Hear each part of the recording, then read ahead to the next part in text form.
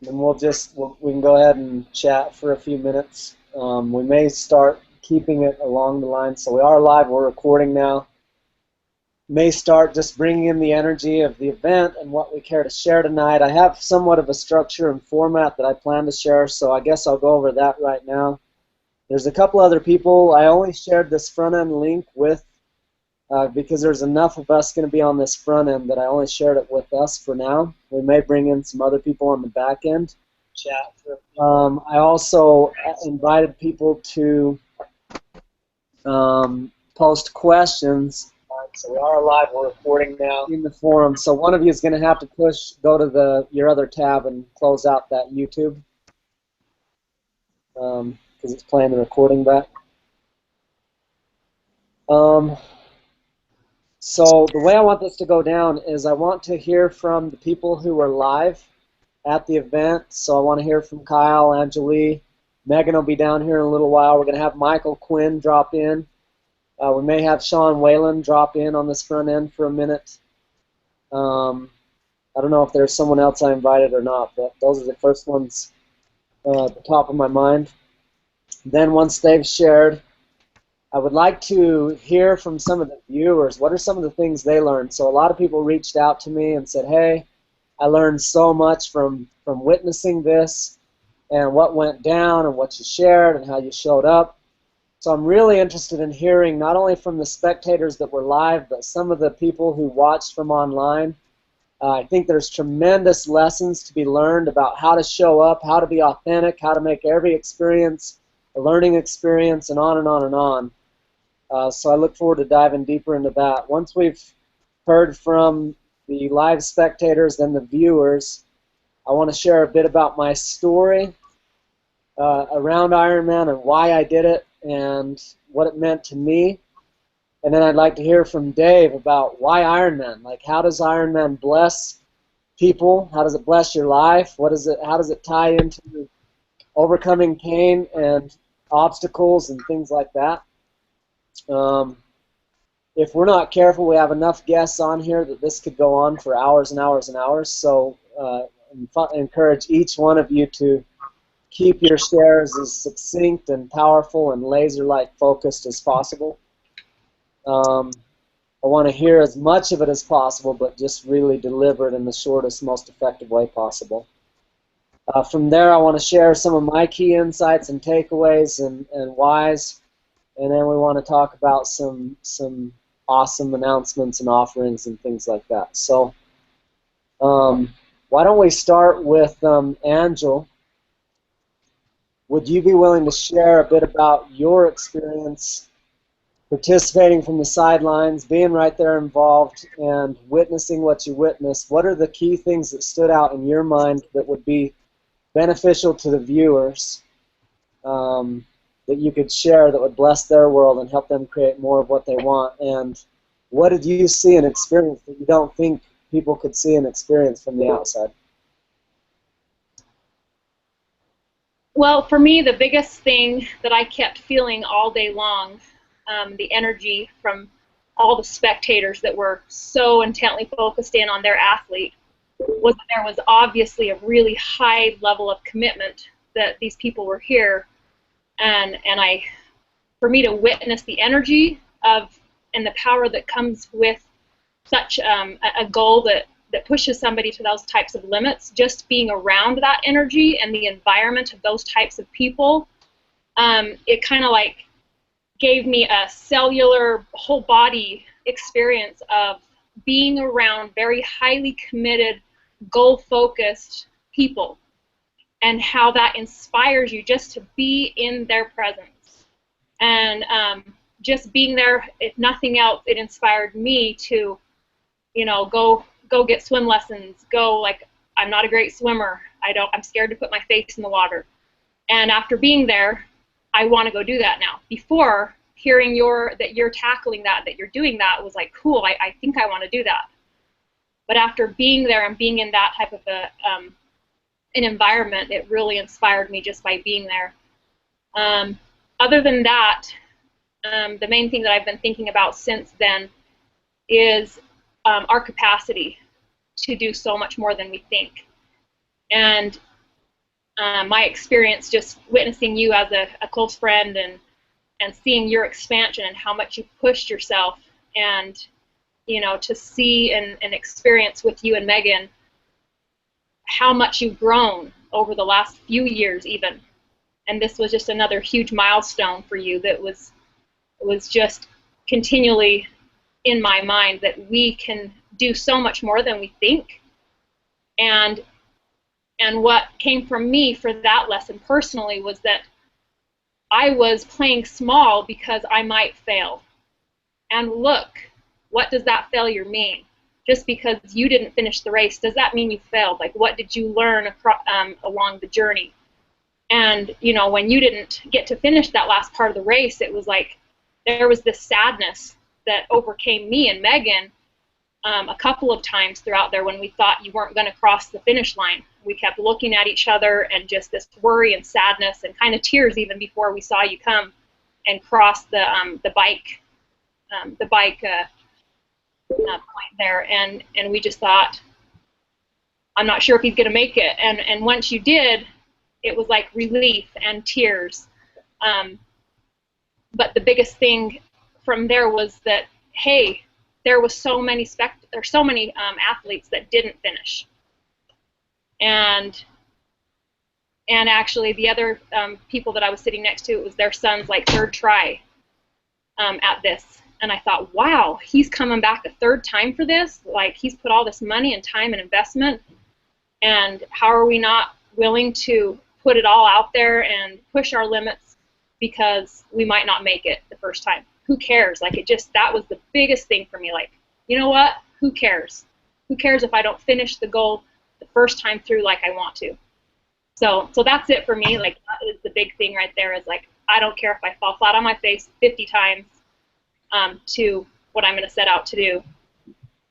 And I loved that about the whole experience with you, Christopher. Not that I'm glad that you were cut off from getting to run the marathon part of it, but that was huge for me to have to sit with the sadness of that and also the victory for you at the same time, because it was still a victory. Huge.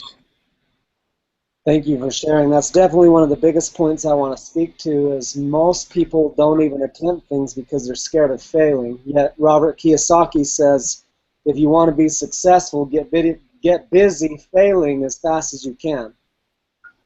And so the key is like being okay with failure. Being okay. So a lot of people, it was interesting for me receiving all the messages of love and support and watching the filters that they came through. Some people were sending like, oh, I'm so sorry, blah, blah, blah. I had a lot of feelings, and I could totally love their sweetheart message of love and support and encouragement. And at the same time, everything is always perfect and always our greatest teacher and always on purpose. And so one of the things I've wondered into, like, okay, why was this meant to go this way? Why did I create it this way? And part of it, I think, is a big message to the world. Hey, it's okay to shine full out. It's okay to be all of you. It's okay to fall short or be human or make choices that don't create the outcomes that you want. And there's nothing to hide or be ashamed of or feel like a failure about. It has nothing to do with any of that. And so if all people got from this was, hey, it's okay, put yourself out there. Because, I broadcast it to the world. Most people just go do their race and they have their experience. They don't share it per se or share that with the world. I choose to share my experiences with the world to bless their lives and enhance and empower those around me while they witness what's happening in my world. So putting yourself out there and being okay with all those outcomes, no matter what happens, allows you the freedom to shine, to fail, and ultimately to succeed in the biggest ways possible. So that's going to be an ongoing big part of my message in all of this. Of course, Megan now stepped in and joined us. We've heard from Angelee so far. She shared a little bit about her experience. Angela, is there anything else you want to share real quick before we move on to Megan for now? Yeah, one thing, just since Megan stepped in, she's the closest sibling to me, like friend-wise, of all my siblings. And it was, the other thing that stood out to me is how what you do affects your spouse, and how me choosing to step forward and go after my dreams and not wait for my husband to like be completely 100% on board or 100% supportive, even if he's just like, I don't know if that's a great idea or if you should do that. If I feel it, if I want to do it, then I go full out for it. And when you go for your dreams and you step into that, you invite them to do the same thing. And I've seen really big shifts for my sister, like over the last 7 years, even since you guys have been married, but such huge shifts over the last couple of years as you have stepped forward and expanded yourself.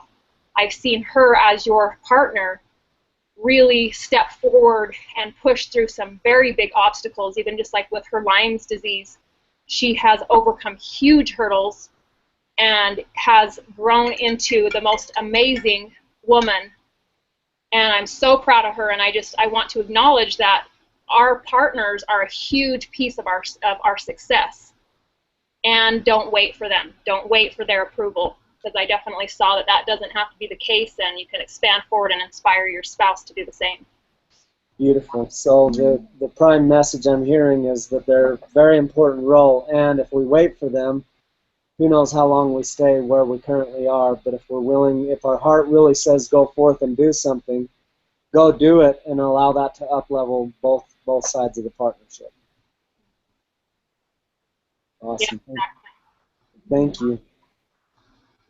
Absolutely. So, Megan, my amazing wife, Megan, and I would love her to share anything she wants to share, but also for sure I would love to hear the wife's perspective. So, she's mentioned a little bit about, when an Ironman chooses to be an Ironman, it's not, and if the person has a spouse, that heavily affects the spouse, and they're in it together.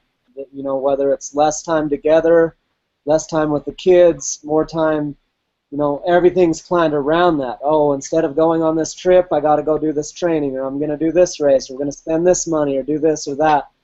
So would love to have her share from the spouse's perspective, the experience of both training for Ironman, the empowerment and the breakthroughs she's seen in me through the process, and then whatever her account is of what happened there on race day.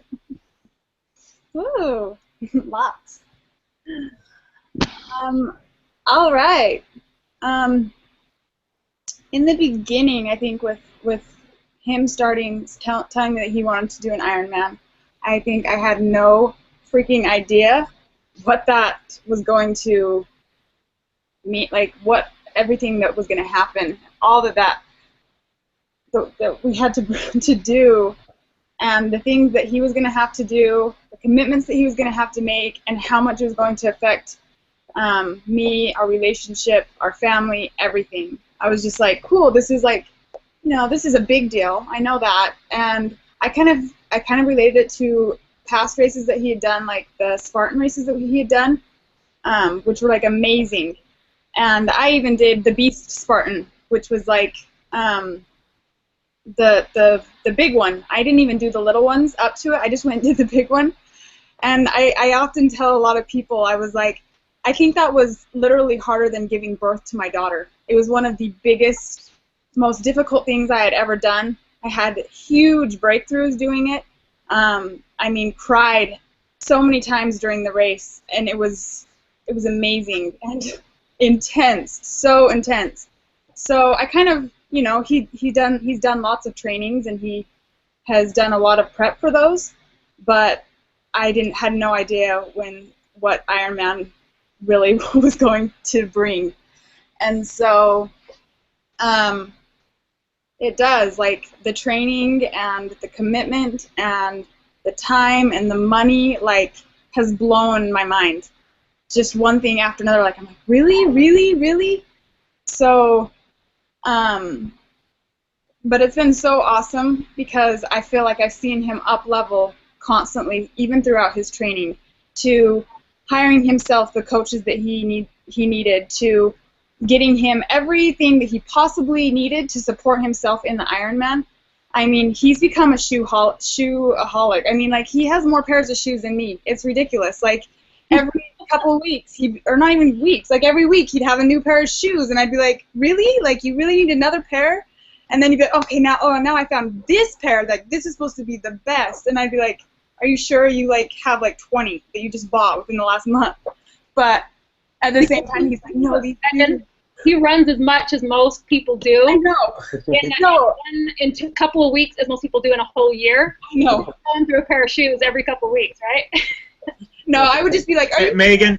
But like when he found the pair of shoes, it was like, he was like, oh, these are it. Like he stepped in them and he was like, oh my God. And I'm like, really? They're like that big of a difference between like the last 20? That's what I mean, you know? And he's like, oh yeah. And I was like, sweet. Like he totally deserves everything that he's been doing. And he, like, it's been so awesome to see him getting all of this gear and buying stuff like he's never bought before. And for me, that's been so awesome because I feel like I've told him that for years. Like, hey, go out and just splurge. Like, go take care of yourself. Go buy yourself some new clothes. Go buy yourself this, that. Go get massages. Take care of yourself. And all of his trainings, and especially Ironman, it has helped him with that tremendously. Like, I've seen him take care of himself, like go get massages 3 times a week, floats, and it's been so awesome to see him fully loving himself, honoring himself, taking care of himself, his body, and the time and the money, the supplements, everything. Like, it's blown my mind how much of everything that it has taken to do an Ironman. And so that's been amazing. Like, there's been shifts that have happened just throughout his training, from the first time he did the full amount of his swim to the first time he rode his 112-mile bike ride, which was in, where was that? It was pretty hot, Palm Springs. And the breakthroughs that have come through with everything. And then, of course, like, he goes full out. So, like, his first full marathon, he has to run it out of the Grand Canyon and back in. Like, it's not just a regular, oh, let's go run a marathon on a flat ground in perfect weather. It's, like, so awesome to see all of the things that he has done and the things that, everything that he's created. And it doesn't just change his world, it changes mine. And that's been the most amazing thing of all.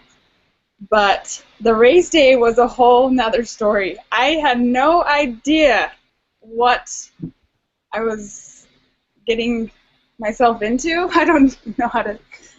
So I'm like, woohoo, okay, like, race day, right? This is going to be amazing. And I knew, like, feelings were going to come up. But I had no idea what, like, the amount of intensity and everything that I was going to feel on race day. I was blown away.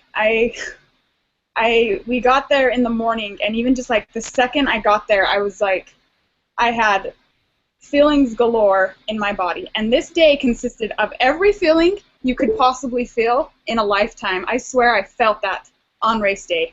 I felt fear. I felt complete joy. I felt bliss. I felt appreciation. I felt anger. I felt sadness. I felt, you know, everything. And seeing all these men and women out there was so inspiring. I had no idea, like, that I would experience so much and feel so much during the race. And when they took off in the water, the love, the respect and honor that I felt for every person in there. And then I had no idea about cutoffs. So that was, like, totally new for me. So I went to go pick up some blankets, and we had already cheered him on, and he was onto his bike ride. So we went to go get some blankets, and they were by the water. And the water, it was just about 2 hours and 20 minutes. And I heard the guy over the intercom saying, okay, cutoff time, like, you know, if you're not done with the swim, basically you can't go on. And I saw people still out in the water, and I was like, oh my gosh, like, they can't go on? And I felt sadness, and I felt like all this work that they put into it. I even had judgments like, wow, like you must have not been like practicing enough, or but then just like, no, in the very end it was all just like, I admire you for coming however far you came, and you are fucking amazing. That's basically how I felt for any person that got to the start of the race, the beginning of the day. All of them are like my heroes. They're all so inspiring, and I have mad respect, more than I've ever in my entire life. I was like, oh yeah, Ironman's cool. I now know why people, get a tattoo, or they're like, I've done an Ironman. It is a big, big deal. Like, I know now, especially being on this side, having my husband do it, knowing all of the commitment, the time, the energy, the money that goes into an Ironman, I have deep respect for them. And so, anyways, I learned about cutoffs that morning, and then we went over to the bike ride, and we're waiting for him. And basically, when he comes through at like 56 miles, which is like halfway, I think, he was doing awesome, but he was like, am I going to make the cutoff? And the first thing in my mind was like, well, of course you're going to make the cutoff. Like, the whole entire day, the whole entire race, I was like, there's no way in hell my husband would not, like, finish this race. Like, okay, maybe something like a flat tire, or if he got hurt, but I'm like, there's no way, like, cutoffs or anything like that. Like, he'll totally come past the finish line. And so when he said that, I was kind of a little thrown off, but I was like, of course you are. Like, just go. Like, and so then he left, and then I was kind of like, well, wait, is he going to make it? So then, like, I started doing research, and I'm like, okay. And then we figured, no, he's, we did some research, and I was like, oh, he's good to go.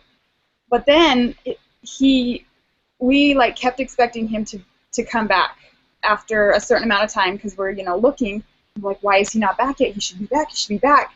And the time kept going and going, and I was like, something is so wrong. Like, he either got a flat tire, he either got hurt, like something. And, the fear showed up. But I just kept breathing. I'm like, okay, it's all good. Even if he got a flat tire, he can still make it. Breathing. And then sure enough, he came through, and we just cheered him on, like, go, go, go, go, go. And after that, after that point, I had this, I could, we went to go finally eat lunch, and the whole time I'm just thinking, it is so damn hot outside. My man is amazing. I do not know how he's doing this. Like, he's on the last stretch, the 40 miles, in this heat, and he's already gone how far? I was like almost feeling guilty being in an air-conditioned place, eating the best food ever, and I'm like, and he's out there. I was just like, okay, like, oh my gosh. And then we get done with that, and we decide we want to go get in the water. It is so damn hot.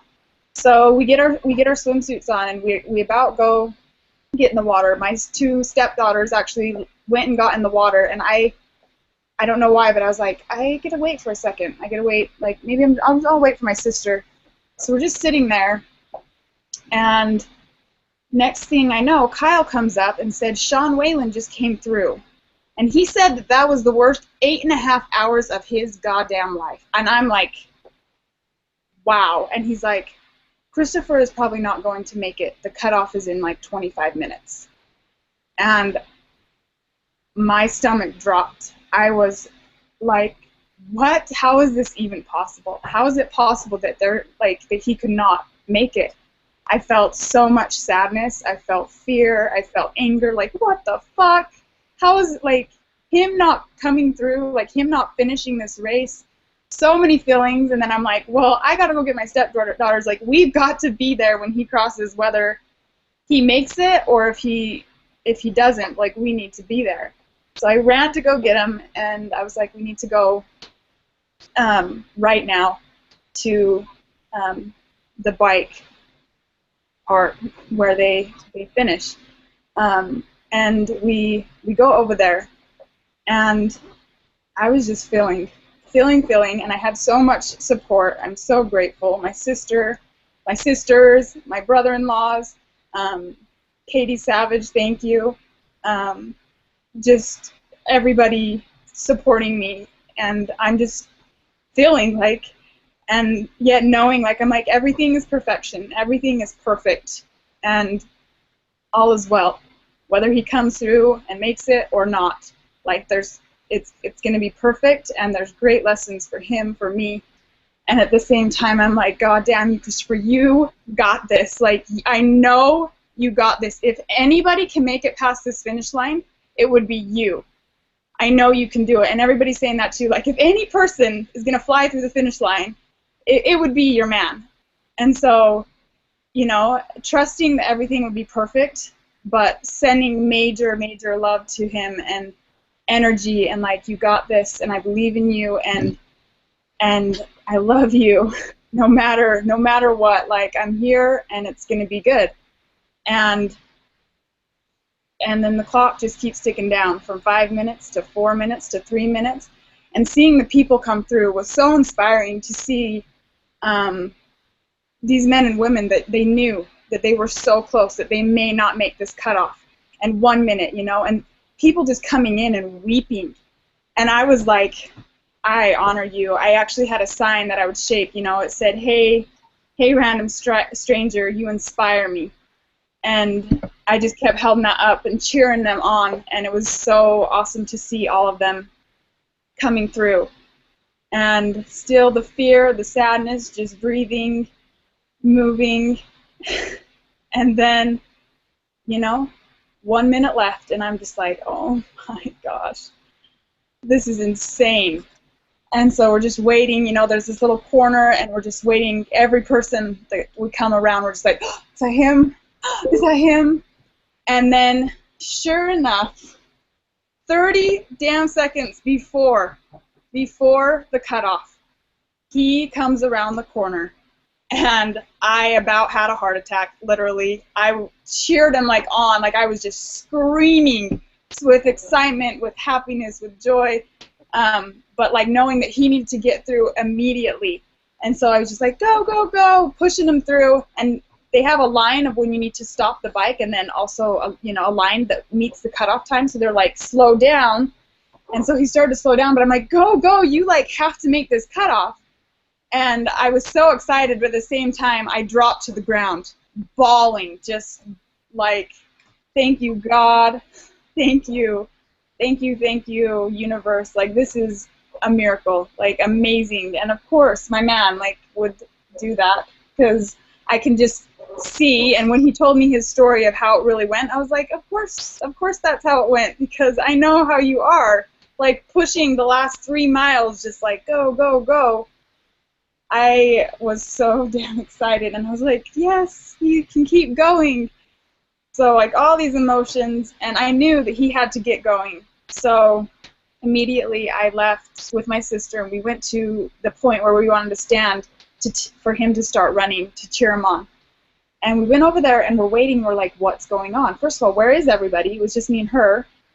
And then, you know, like, why isn't he coming through? We're just waiting. And then my sister called her husband and was like, where are you guys? So they were over by Christopher. And so I walked over there, and my first kind of thought was actually like, what are you doing? Like, move it. Like, get running. Like, they're, like, just knowing the time cutoff and, like, even the running, like, he could have maybe not finished the race. Now I was, like, very sure, like, go, go. But I walked up, and my other sister was like, he's been cramping really, really hard, laying on the ground, like, oh my gosh. And so I just walked up to the fence and was like, I love you, babe, and was there. And he came up, and he was talking for a little bit, and I'm like trying to listen, but at the same time, like, you gotta go, you gotta go. And then he was like, hey, you know, I'm going. And so we're just cheering him. And then he left to start the run, and then we started to walk over to the spot where we were going to cheer him on again. And we're waiting for a second, and then he starts walking down this area where you run, which I was kind of like, well, why is he walking? But I'm like, okay, maybe he's trying to, like, just center and breathe and and come to peace before this big journey begins of a long run. And then next thing, you know, he walks up to us and says, I can't finish the race. I was 2 minutes too late during transition. And I had every emotion, and anger, sadness, fear, deep love, appreciation for him. And we just, you know, we went over and laid down, and I just held him and let him have every experience along with mine, just loving and honoring every piece of where I'm at, knowing that there was great learnings for both of us here, and just honoring where he was at and loving, holding space, just holding him and listening to him, and letting him feel everything that he was feeling along with myself. And it was intense. It was amazing. And I'm trying to think if there was something else. Like, I told him the next day, like, my whole entire day of how my world was rocked. And I don't know if there was something that you remembered specifically. There's probably more that'll come out, but one of the things that stood out was basically what you kind of already said, but she had mentioned how, you know, prior to that, she's like, yeah, Ironman's cool, they do this tough thing, it's intense, that's this long thing, but she really accentuated, she's like, I don't think anyone really has any idea, if they haven't done an Ironman or been to an Ironman or been that close to what happens there, there's no possible way you can grasp what someone's talking about. It's not just, hey, they did this really long thing I can't comprehend. It's like, it's so deep, it's so moving, it's so emotional, it's so intense, and it's phenomenal. And so she mentioned, you know, sometimes she would judge people have the Ironman tattoo, and she'd be like, oh, they're trying to brag that they're tough, or they're all manly, or whatever. She's like, now I get it, it's a lot different than that. Like, holy shit, mad respect, because the level of commitment and dedication, you're not talking about average people here, you're talking about people who are highly committed over extended periods of time, and we'll get into a lot more depth about what that means to each person's success and how it is that we hold ourselves back in life, and all of that later on with the conversation between myself and Dave. But it is magical. You got, you know, many of the races, or this race, 3,500 racers that are at that level of commitment, and that's the commitment that, you know, is what's needed for the 65% of people who are obese, the 65% of people who are getting divorced, all the addiction and all the struggle and all the shit that everyone's working with. If I ask 9 people out of 10, or if I ask 10 people, hey, what do you need to do to be healthy and fit? They'd say, everyone knows you need to eat right and exercise, but everyone knows, but how many people are doing it? Yet 65% of people are not showing the results. So if we had that mental fortitude alone of what it takes to be an Ironman, what could we not do? You know, that's part of what it takes to be truly limitless. So we'll get into a lot more depth with that, but really just want to open up the space, and what she acknowledged is this honoring of who these people are and the journey they've taken and what it takes to be committed to life on that level. Because it's not about the Ironman, it's about us as humans, it's about life, it's about being husbands and fathers and wives and mothers and producers and business owners who are dedicated to something bigger than themselves and becoming the next greatest version of themselves. That race was never about me winning anybody. It was always about me expanding me.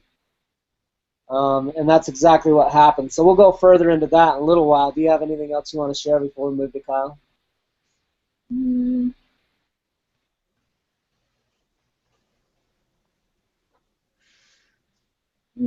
Just that he's been an Ironman long before this race.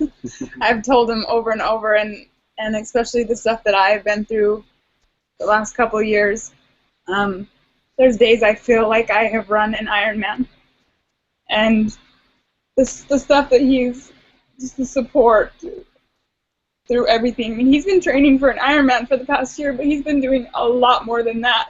He's been taking care of his wife that has been ill, and he's been the mommy and the daddy, and he's been the provider, and he has had to up level like you would not even know. The expense, the time, the energy, the money that it costs, that has cost for what I have been experiencing and dealing with, along with training for an Ironman. It blows my mind. It blows my mind, and I'm so grateful for you and love you, and you are an Ironman in my heart always, long before you finish a race. And I appreciate you. I'm an Iron Mate. I should have worn that shirt. So many people say, yeah, I want to work out, but I don't have time. Yeah, I want to make more money, but I just don't have time. Yeah, so there's all these excuses about why we can't be fit, why we can't be epic parents, why we can't have epic relationships, why we can't spend quality time with our loved ones, why we can't build a business, why we can't do everything in the world, and it's all bullshit excuses. And so the truly committed just commit, and then they rise to the occasion. If you watch my video the day of the race, the first video I sent out, or one of them anyway, I think it was maybe the second one, after the swim, was stop waiting and making commitments and choices in your life based on who you think you are, the small version of yourself that you think you are today. Instead, like when I committed to Ironman, I wasn't qualified as an Ironman. I committed knowing full well that I would be required to expand my capacity tremendously. I committed first, and then the capacity came after the commitment. And this is true in every aspect of life. We don't know how to parent before we parent. We don't know how to be successful business owners before we're business owners. So everyone waiting, making excuses about why you can't this, that, or the other, if I can manage what I've managed over the course of the last year, there's nothing you can't do. There's nothing any of us can't do. We can commit, and we can have it all in all of the key areas of life, as parents, as spouses, as spiritual beings, as in our health, in our relationships, in all aspects of life. We can truly have it all. So Kyle, would love to hear what you would love to share around this experience. You were there, you were live, you rode with me to the event, we had a blast driving there. You were the one driving me to the race at 3 o'clock in the morning or 2 when I couldn't sleep, and everything else, right there, hand in hand, every step of the way. What was this like for you? Yeah, several things. One that Megan hit on too was just the magnitude of this event. I had a very similar thing of, oh yeah, Ironman's cool. I've heard about Ironman. This is gonna be awesome. Yeah, I'm gonna go watch Chris. And then the day when we got over there and I was helping you set up and sign in, and then the day we drove the course, just realizing what it took, just the day of the event, how much work it was going to take, let alone the time and the energy that you'd put into it. The magnitude of the undertaking for that event was just huge to me.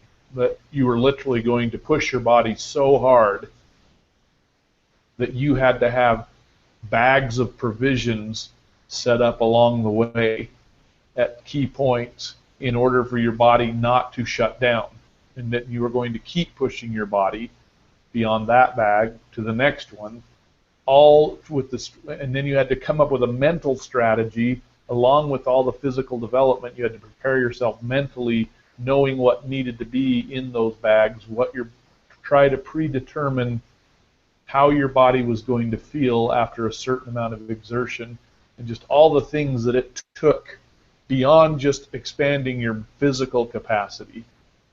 All the planning and preparation and dialing in your nutrition and understanding how your body was going to perform and react, and preparing it for all those things months and months and then days in advance, and then seeing the size of the course, and then also just driving the course with you was an experience of watching you shift from, okay, there's a lot of unknowns, and I want to gather as many unknowns as I can, and then seeing you move more into a space of confidence and understanding, and how much you did everything you could to give yourself all the information that you needed ahead of time to put your mind in as much ease as you could to prepare yourself as best you could. And watching you actually literally shift from when we first got into town over there to kind of like, okay, a little bit of anxiety, a lot of unknowns happening. Then as you started to systematically take care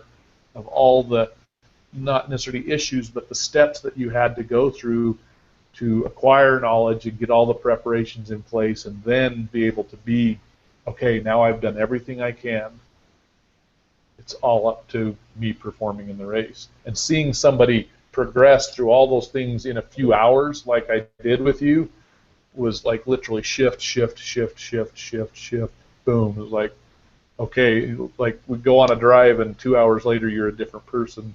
Because as you give yourself what you need in life, you start to trust yourself, and you start to trust your ability to show up and perform. Even if there are many unknowns, and just like because of the outcome of this race, we discovered there were unknowns. There were things that we didn't know to prepare for that we do now, right? But because you were able to check things off your list that you did know, you were able to put your mind at ease with one thing after another, after another, after another, and eliminate as many unknowns as you could, so that you could have your mind focused on what you had to do, which was huge and most important thing. The other thing was, like Angelee and Megan both hit on, was the energy of the people in the Ironman village and the whole event. Just seeing, and you would like, if you, like, my judgmental brain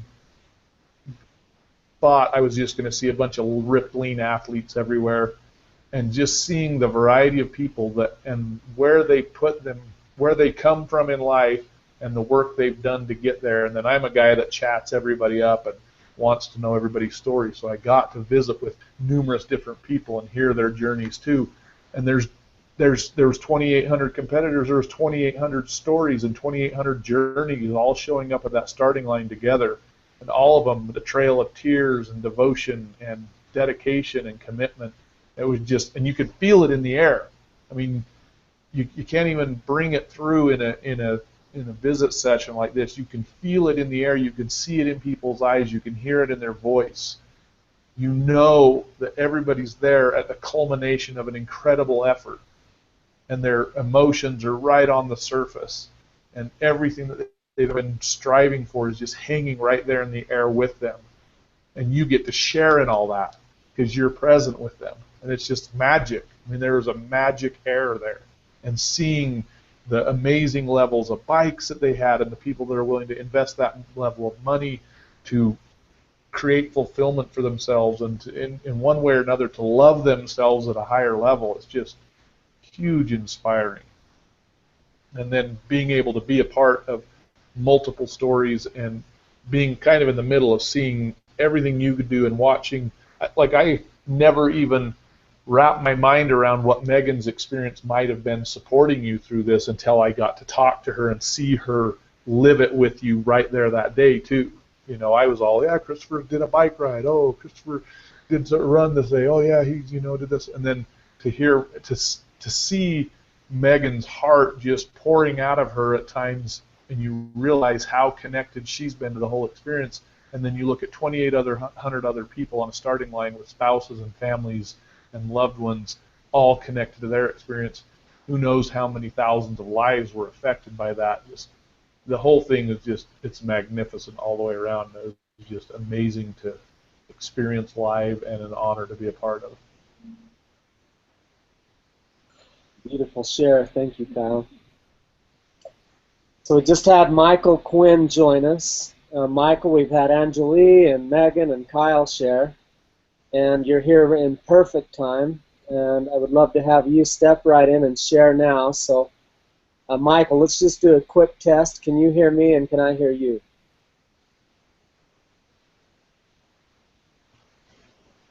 I'm not hearing anything from you.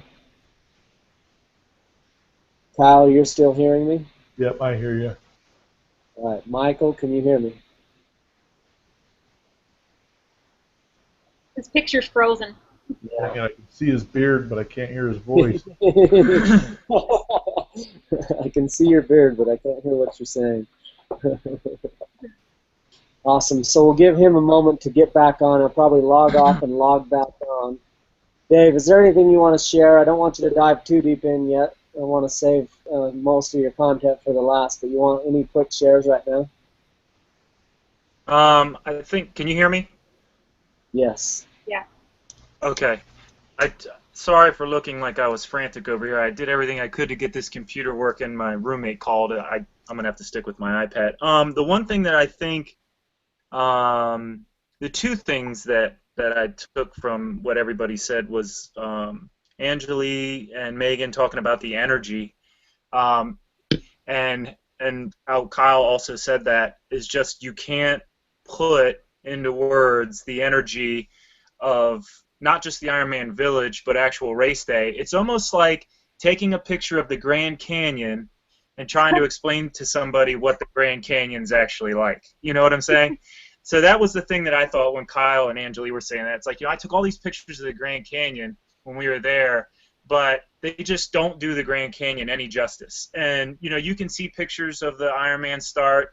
You can see pictures of Ironman Village. But the energy and the intensity there, and it's amazing. And when you're there, it's just impossible not to fully absorb and just get excited from.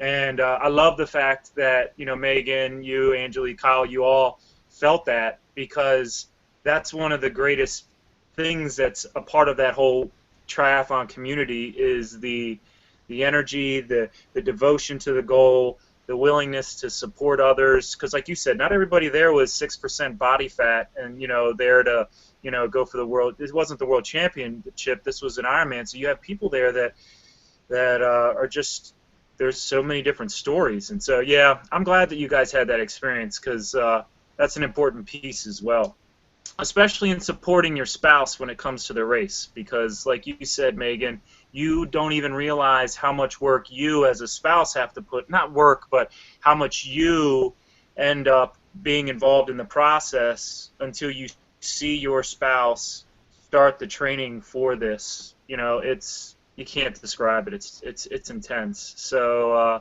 yeah, I'm so excited. I told Chris when I first met him, I said I was so excited for him, because I knew that all of these things were going to come through, because I think it was Angelee had said that one of the first things that I said when I came out after I finished my Ironman was, I tried to tell people when they would say, I can't even do a 5K. I'd say, you have no idea how far the body can go. The body can go 10 times further than you think it can.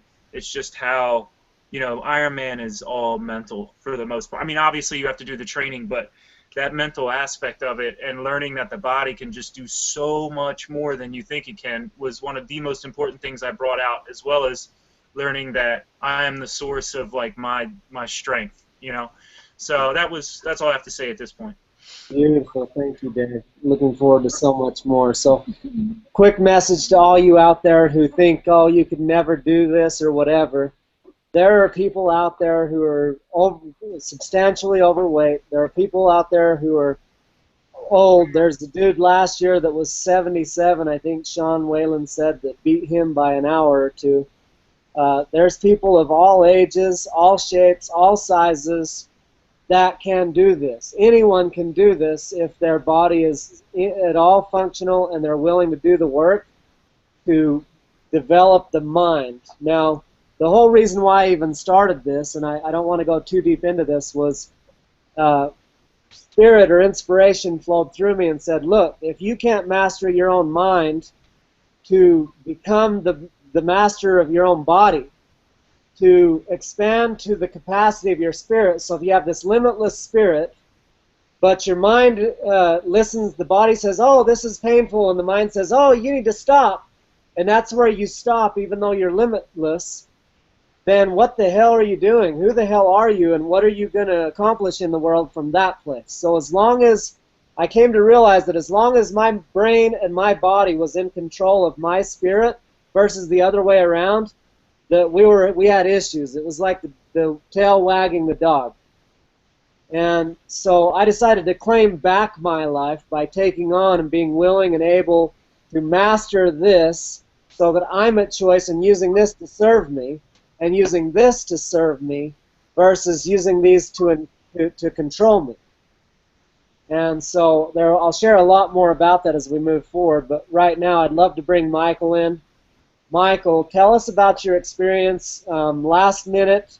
You saw we were all down there, a bunch of us, me, Sean, and a bunch of the guys that you're connected to online. You had never met any of us in person. Somehow inspiration spoke and said, hey, I'm heading down. You introduced yourself to several people and headed down, and you watched us, you cheered us on, you witnessed from the sideline. What was your experience like? Looks like we're not hearing you. May check your microphone. Or unplug your, I don't know, earphones. I don't know if that'll help. Not hearing you? No.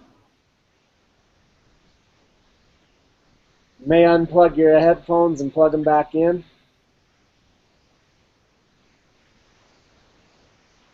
Nothing?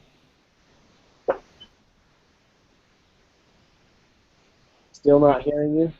Maybe unplug your headphones. I got to plug into a power source, so. Okay. Uh-huh. See if we'll get Michael in on this share or not.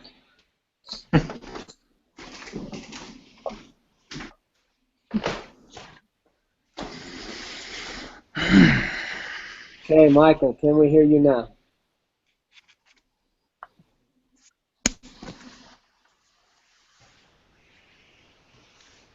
I don't know if you can unplug your headphones and just speak right to the computer. We might be able to hear you too.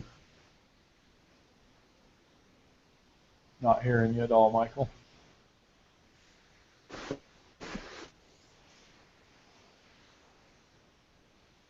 Okay, go ahead and keep playing with that, and feel free to speak up anytime, and we'll let you know if we can hear you.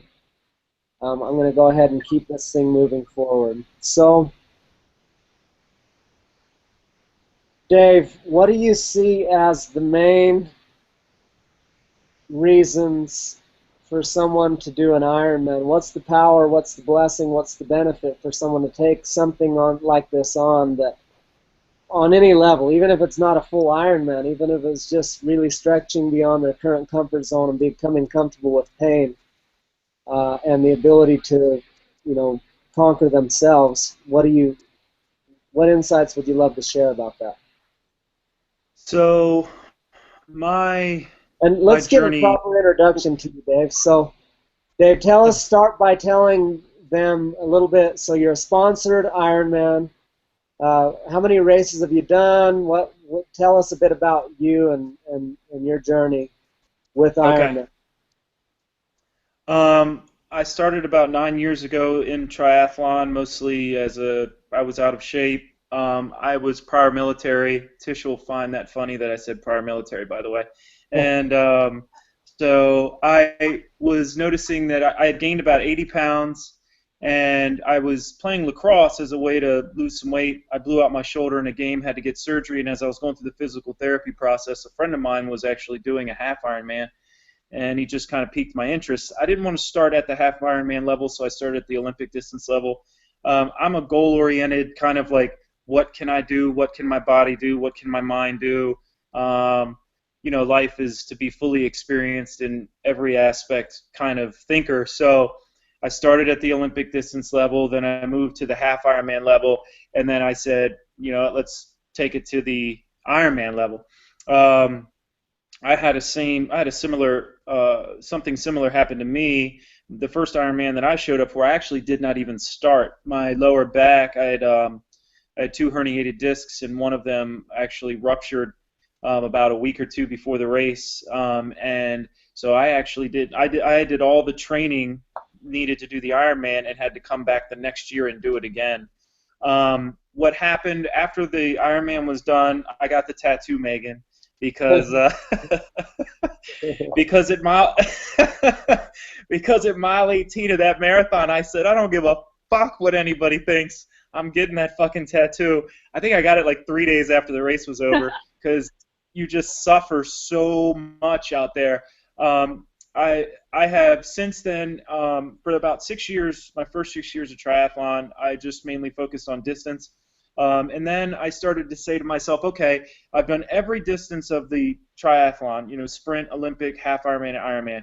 What can I do next? What's the next goal? I had achieved all my goals that I had found, or that I had set for myself. And I said, well, I think at the time I was about 37. And I said, well, let's see how fast I can go. Let's see how fast these old bones can move. So I signed up for a small triathlon on the Eastern Shore, not far from my house, with the idea of I'm going to win that motherfucker. So not just show up and win my age group, but I want to be the overall winner that crosses the finish line, the very first person. And I remember when I went down to stay with a friend the night before the race, she'd asked me, she's like, well, what are your plans for tomorrow? I said, to win it. And she looked at me like, what are you fucking talking about? You're not going to show up to a triathlon and win it. And I was like, no, that was my mindset. And I went in and I won the race. And it was only a small race. It wasn't I think that was the spark that made me think, well, let's see just how much faster I can go. And so I started to focus more on racing at the half Ironman level. That's more of the specialty that I have, is racing the half Ironman level. I picked up the sponsorship stuff, Megan, because of what you said, the amount of supplement intake that is needed to feed the body in order to keep it going, with anywhere from 16 to 20 hours of training a week or 10 to 15 hours of training a week.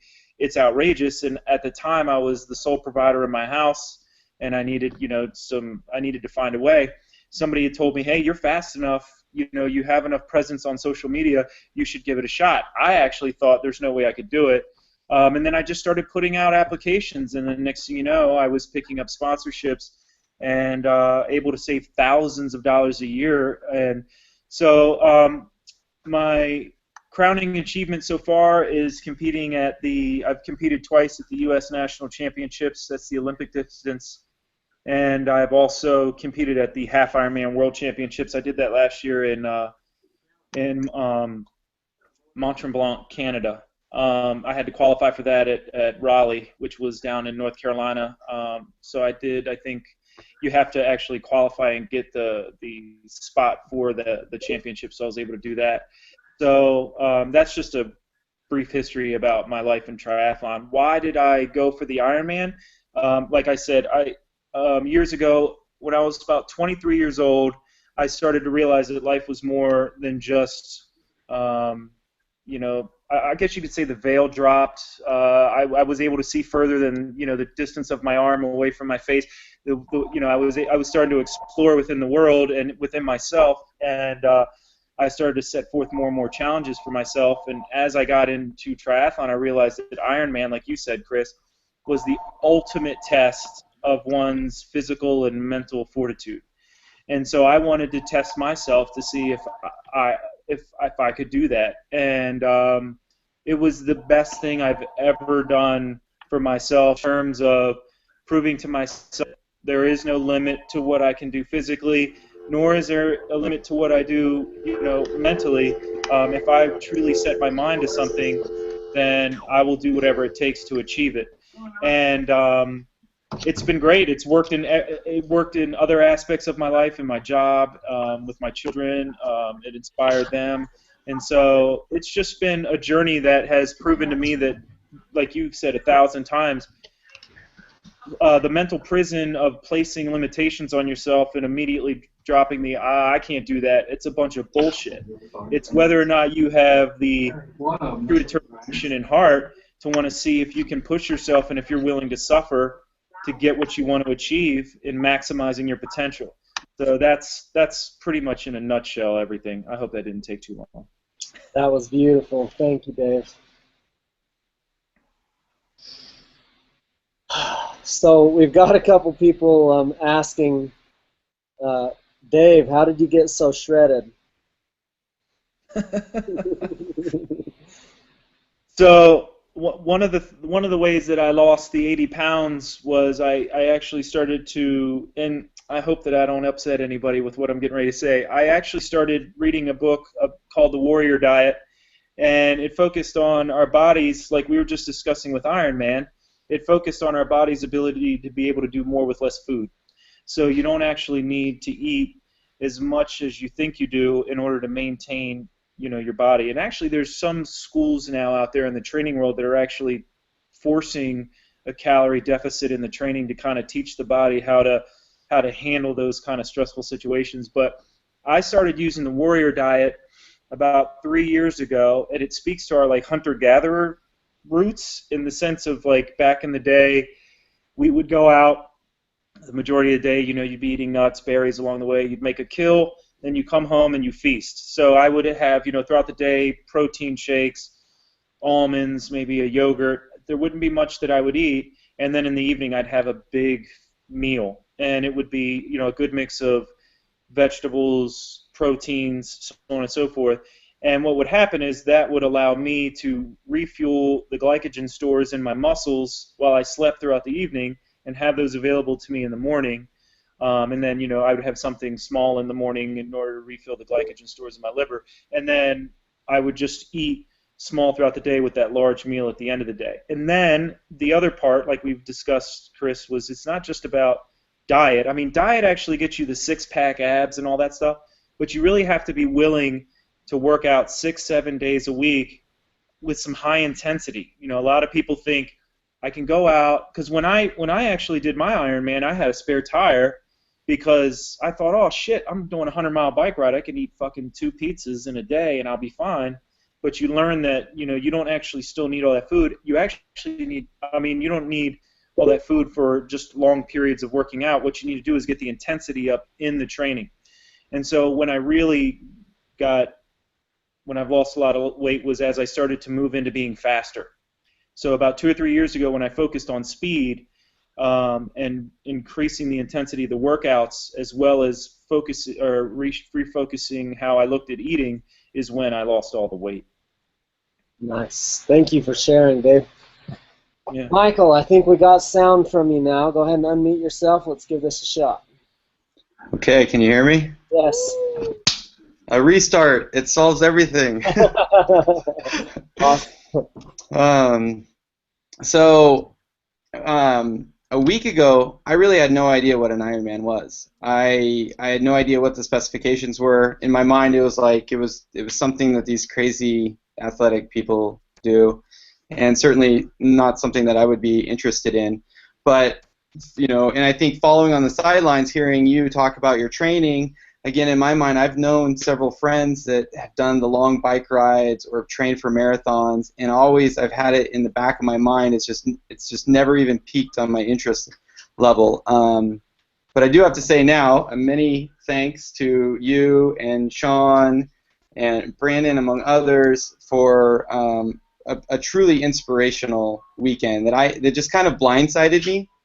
Something inside of me was tugging to go. I don't know exactly what it was, but it completely blew me away with the energy and the excitement, and hearing some of your guys' stories, and just having open arms to bring me in for dinner as well.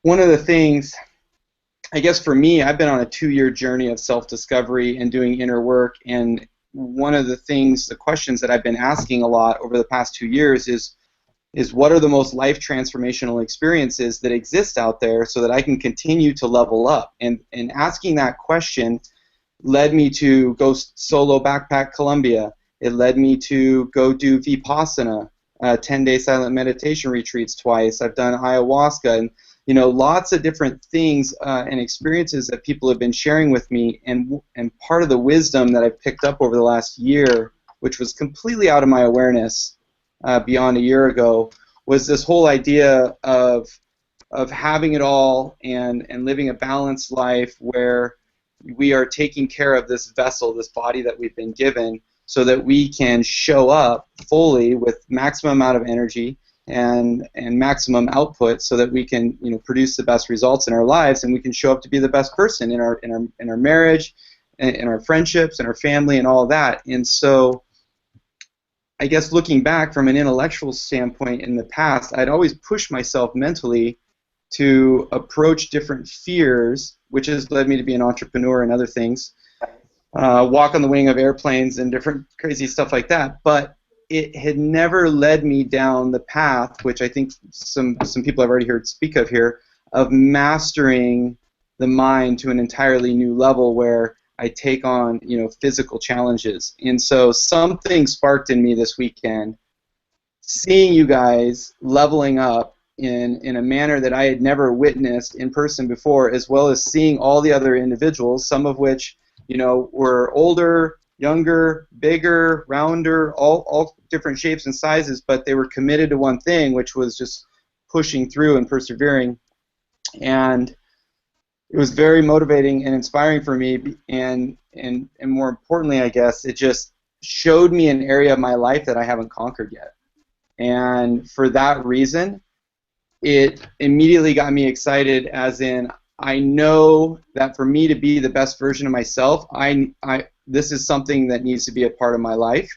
But at the same time, it scares the crap out of me because I've never even done a half marathon. Until a year ago, I couldn't even go jog a few miles. And that's only something that's just recently developed. If you would have asked me a month ago about signing up for a marathon, I would have said, you're crazy. Why would I want to put my body through that? That doesn't even make any sense. All the way up to yesterday, I signed up for the Coeur d'Alene 2016 Ironman, and I am committed, and I am going to get there, and I am going to rock it. Oh! And I am scared shitless because I have no idea how I'm going to do it. But you know what? I'm gonna. So that is what I got out of going to watch you guys, and I'm just nervous and shaky even like thinking about it. Not to mention the fact that I spent the last like $1,000 I had on one of my credit cards to do it. But you know what? We're going for it, and we'll figure it out. We'll figure the rest out, and I'm excited. And you know what? I can just feel, after 2 years of just learning and growing and picking up wisdom from spiritual teachers and wisdom seekers and philosophers, and where I was really kind of just slowing down, meditating, and listening, I can really feel myself getting into that creator mode of like, let's go for it. It's time to go kick some ass, and I'm ready for it. So I'm really excited for what this is going to bring, and I have no doubt that the person I'm going to be in 14 months from now is someone I'm going to be very proud of and excited to be. So epic, Michael. I honor you, brother, deeply. So, well, thank you for the inspiration. You, Sean, Brandon, among others. Truly, I'm excited for what's going to come from this. Epic. That's awesome. So let me lead in off of that with my experience and then tell you my story of this particular Ironman. So a few years ago, I had grown a business as a coach, and I had done well, but I had this feast or famine pattern, and had that throughout my life. And I was tuning into spirit and asking, what's next for me? What will give me what it takes to really be able to go to the next level financially? And spirit said, well, if you will handle your body, you're fine. That's the next piece. You've learned to love yourself. You've healed all this past stuff. You've cleared up all this trauma. You've learned all this stuff about the principles of prosperity and money and marketing and sales and business and systems and all this healing stuff. And you've done all this work, but the next level for you is handling your body. The very same things that are holding you back in your body is holding you back in your finances. And I was like, I don't get it, but it was dead clear. Like, there was no question what I was being inspired about. So I'm like, okay, I guess I get to handle this. And so from there, we do Grand Canyon back then, and we decide to hike out in the middle of the day, which is not the best idea. And we're backpacking up with these heavy backpacks up the very steepest, hardest part in the dead heat of the day. And in the past, I would have sat down and like rested and found some shade to hide under. But this time, I'd woken up enough to the warrior inside of me, where previously I'd only had access or given myself access to my inner healer, which I'll take a side step real quick and accentuate this point. If you're only okay with your warrior, you're fucked. If you're only okay with your healer, you're fucked. If you don't have access to both, you don't have everything that it takes. If you just want to push warrior, warrior, warrior, yeah, sure, you'll go pull off an Ironman, but you'll also be bitching about how your body's giving out and how you're miserable and sore and all your tendons and joints and everything's beat up and abused, and pretty soon you'll have nothing left. Or if you want to be pure healer, you'll be like, no, I don't want to do that. It sounds like pain. It's a little scary. I think I'll just hang out over here in the shade and do some meditation or whatever, right? So if I don't have the willingness and ability to be both of these, the true power is when I can be both. Now, this is part of what allowed me to kick ass in this Ironman, and this because I didn't have my timing and I didn't strategize properly. Me having both these is actually what costed me without the proper strategy, and I'll go into that further later. But this side note is access and develop your inner warrior and your inner healer. So, Michael, in your situation, you came from a traditional, you'd fit in anywhere, to, hey, I'm going to fall off the grid and be a nomad, to, hey, I'm coming back and I'm ready to build my business and take it next level. This will take you next level. This is exactly what will access that warrior within you so that you get shit done without any excuses. It's going to give you the follow-through and the commitment and the dedication to create shit that most people just don't have the dedication to create. So, back to my story, Grand Canyon. I'm backpacking out. It's hot as hell. I'm tired as hell. Things are burning. My knees are hurting. My hips are hurting. My ankles are hurting. My feet are hurting. And I'm like, I'm not stopping. And Megan's like, just stop and rest. I'm like, no, I got this. And I just pushed and I pushed and I pushed and I pushed. And what I realized is I didn't die. Lo and behold, I did not die. And in fact, what happened is some things woke up inside of me, and I came alive to the fact that I can do, like Dave said, so much more than I think I can do. So from here I go and I do CrossFit, and I'm working out, and we have this 10-round workout, and CrossFit was the stretch of my world. And the only thing that got me through it is I was so done screwing around and starting shit and stopping and starting and stopping and making excuses and saying, oh, my knee was hurt, and oh, I was tired, and oh, I was too sore, or not telling anybody that I was going to do it so that way when I quit, I wouldn't have to explain to anybody about how I had quit. And so I knew that my pattern was to start shit, not finish it, and to leave myself back doors and excuses to get out. So when I started CrossFit, I said, I'm closing every back door and I'm burning every shit so that there's no excuse. So if you haven't heard the story, I've heard it, someone said, oh, it was Cortez, oh, it was Alexander the Great. I don't really care who it was. It was some cool dude, some powerful dude. He might have even been not that cool, but he was an army or a Navy general of sorts or some warrior dude in history. I'm not so good with the facts. But he sailed onto the shores of this battle, and they were outnumbered tremendously, and all odds said they were going to lose this battle.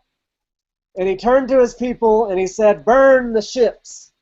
They're like, what? Yeah, burn the ships. He's like, we will lose our ass if we go out here on this battlefield with the idea that if, hey, we start to lose, we can just retreat. We already lost if we do that. So we burn these ships and take away all retreat, all excuses, and it's win or die. I like that. Now we will win. And he takes his troops and leads them into this battle, and they win the battle. Because there are no back doors, there are no excuses. This, my friends, is the power of commitment. This is the power of what brought me to tears when Michael says he paid for his Ironman a year in advance from what he was inspired to do with the last dollars on his credit card. Because I know what that brings. Commitment precedes every great accomplishment in the world. And every time you approach anything in your life with a half-assed commitment, not truly committed, with back doors and escape routes and all your plan Bs, you're fucked.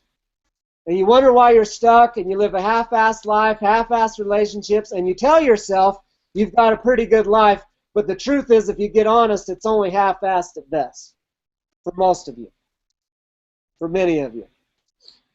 So, commitment. Commitment. If you want to master the art of life, one of the first steps is mastering the art of commitment. You want to win this game called life? Master the art of commitment. First step, don't commit to shit you don't want to do. Second step, only commit to things you do want to do. Third step, when you make a commitment, keep it. Fourth step, know how to renegotiate it when it's not working. Now, when I signed up for Ironman, just like Michael, I was scared shitless. But I also felt this open expansiveness, like this I must do. I knew it was my next step. I was scared. I didn't know how. My knees were bad. They had been since high school. I figured, shit, just training for this, I'll probably be rubbing like bone on bone and be the most miserable, painful experience ever. Why am I doing this? In previous races, my hips would hurt and all kinds of stuff. Well, all that happened over the course of training for Ironman was the knee pain I'd been dealing with since high school, that before CrossFit I couldn't even run a mile without it hurting for weeks. I invested in essential oils and electronic shockers and massages and yoga and all these things, and lo and behold, my knees are perfect now. No problems whatsoever. And so all the reasons and excuses, I'm too fat, too old, too heavy, too ugly, too much pain, too old injuries, whatever, just excuses. And they're the same ass excuses and way of thinking that's keeping you held back in every aspect of your life. So in CrossFit, I knew my pattern, and I knew it was time to break it because I was ready to liberate myself from every aspect of my life in the ways that I had been holding myself back and keeping myself from accomplishing what I wanted in my relationships, in my spirituality, in my health, in my finances, and everything. Guys, this is not a vain thing like, oh, I'm a badass, I do Ironman. This is about mastering yourself and so that you can accomplish what you came to this planet to accomplish. To be the husband, the father, the business person, the leader, the inspiration you're meant to be in the world. And so in CrossFit, the way I burned the ships was I posted online. I have over 5,000 friends on Facebook. I have a massive following. My business depends on my Facebook following, and I post on Facebook, I will do CrossFit or equivalent minimum 5 days a week, every week, period. No excuses. I don't care if I'm traveling. I don't care if I'm sick. I don't care if I'm tired. I don't care if I'm sore. There are no excuses. 5 days minimum, period. If I don't do this, don't hire me. Don't trust me. I'm a hypocrite. I quit easy. How can I lead you to greatness if I can't lead me to greatness? Posted it publicly to the whole world. I got me accountability buddy, and I said, look, you're going to pick me up at 5 o'clock every morning. I don't care what I tell you. You're coming, and you're picking me up. I don't care how sore I am. I don't care how tired I am. I don't care what excuse. There is no excuse. He's like, you got it. We're in. We both committed to that level of commitment and posted publicly. And that gave me the push to make it through those first 6 weeks of utter pain where I would look at a set of stairs and quiver at how bad my legs were going to hurt climbing those stairs after every damn workout every single day that hurt like hell. But pretty soon those workouts didn't hurt the same. And pretty soon I'd stopped even getting sore with even more intensity because my body adjusted and my capacity increased. This is why I say don't make commitments based on the small version of yourself that you're holding yourself in today. You're not going to be that version next year, Michael. You're not going to be that version of yourself ever again. And I'm not just talking to Michael, I'm talking to all of you. When you commit to shit based on who you are today, you stay who you are today. You want to be someone different tomorrow, commit to some shit that's feels bigger than you and scares the shit out of you, and then figure out what you get to do to rise to the occasion. And the good news about this, who gives a shit if you finish an Ironman or not? That doesn't mean anything. You know, if you died and you went to heaven, they're like, so, did you do an Ironman? All right. You know, you received the eternal glory. That's not going to be the test. Right? But the test is, did you reach your capacity? Did you expand into the greatest version of yourself? Did you remember your full greatness and what you're capable of doing? And did you allow your body to serve you in accomplishing that and being the greatest tool and vessel and vehicle to deliver you to that end? Did you allow your mind to empower your body and your body to empower your mind to live up to your capacity as a spirit? So I started CrossFit, and I work out, and it's intense. And this one workout, I'm 3 rounds into a 10-round workout, and my mind says, you are done. It's over. There's nothing left to give. You're too sore. You're too tired. You're too everything. Quit. You can't do it. And I was like, fuck that. How many times in life have I gone to level 3 of a level 10 experience and quit? And I had this flashback to all the times in my past when I was young, when I wanted to be a Green Beret or a Navy SEAL, or I want to be an NFL player or an NBA player, or I want to be some great thing. And yet I spent my entire life till age 35 or more not accomplishing very little of those things. Not being able to go the distance in my relationships. Not being able to go the distance with diet, nutrition, exercise. Not being able to accomplish the greatness that I knew I had from the time I was a child, that every one of you know that you have. None of us are small. None of us are meaningless. Every one of us was created with the same greatness to accomplish huge things and fulfill a purpose and a mission in this world. And yet you come home after a shit-ass job, sit down, watch some TV, moan and complain a little bit, and then go to sleep? What about the vitality to live into a great ripe age, to be present with your children and your spouse? What about the vitality that come 9, 10 o'clock at night when everyone else is exhausted, you still have energy and vitality because you're so alive and you've tapped into so much of your capacity that you don't get wiped out just from showing up half-assed throughout the day. You can show up full force all day long when everyone else is exhausted and you're still going because you're not sitting waiting for reserves. You're earning your capacity to kick ass all day long. And a quick side note, if you like sex, anyone here likes sex? I'm pretty sure most of you like sex. Your sex life does get better when you do that, yep. Sex life goes off the charts, guys. Testosterone jumps, drive, energy, vitality, aliveness. Instead of, oh, I'm too tired, it's like, okay, let's go. You last longer, too. Yeah, and yeah, just think of this. If he can go 17, 18 hours out there on the course, what's that mean in the bedroom? No more two-pump chump. That's right. So, and this is true for all of us, ladies, guys, even if you're not going to do Ironman, this isn't about Ironman. This isn't an Ironman promotion. This is about expanding your greatness. This is about utilizing your body as a tool. This is about expanding to the greatest version of yourself. So somewhere along the way, I had accomplished these breakthroughs, Grand Canyon, and a bunch of breakthroughs in CrossFit and all of this. And then I see some of my friends do Ironman, and I witness it, and I'm like scared shitless, but the voice says, no, you got to do this. This is what's next. And I resisted for about a month. I don't know. And voice like, yep, you're going to do it. And I'm like, I don't know. Yep, you get to do it. I don't even have a bike. Yeah, I don't have a bike. My knees are bad. I'm too old, I'm too heavy, blah, blah, blah, blah, blah, blah, blah, blah, blah, blah, blah, blah. Your lips are moving, but all I hear is blah, blah, blah.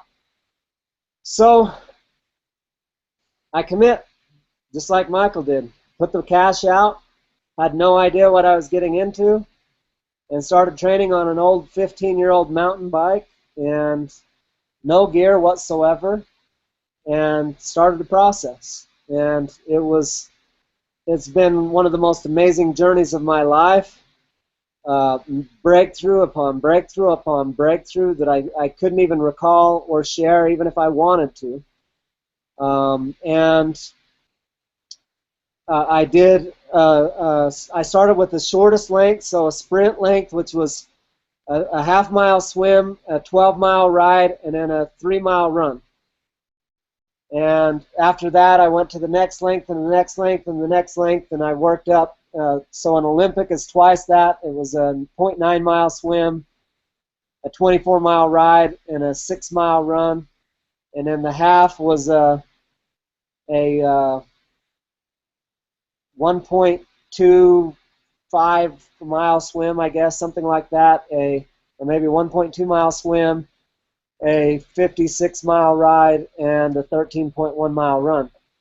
And then here to Ironman, the full distance, so 2.4-mile swim, 112-mile ride, 26-mile run. So I went through those sizes of races, and each one massive breakthroughs and insights on all levels. I healed childhood trauma.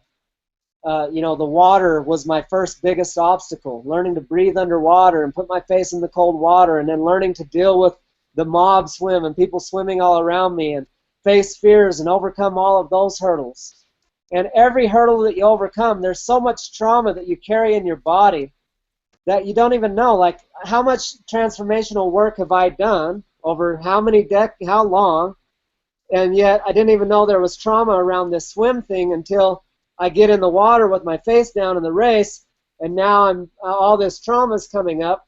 And how else was that trauma affecting my life?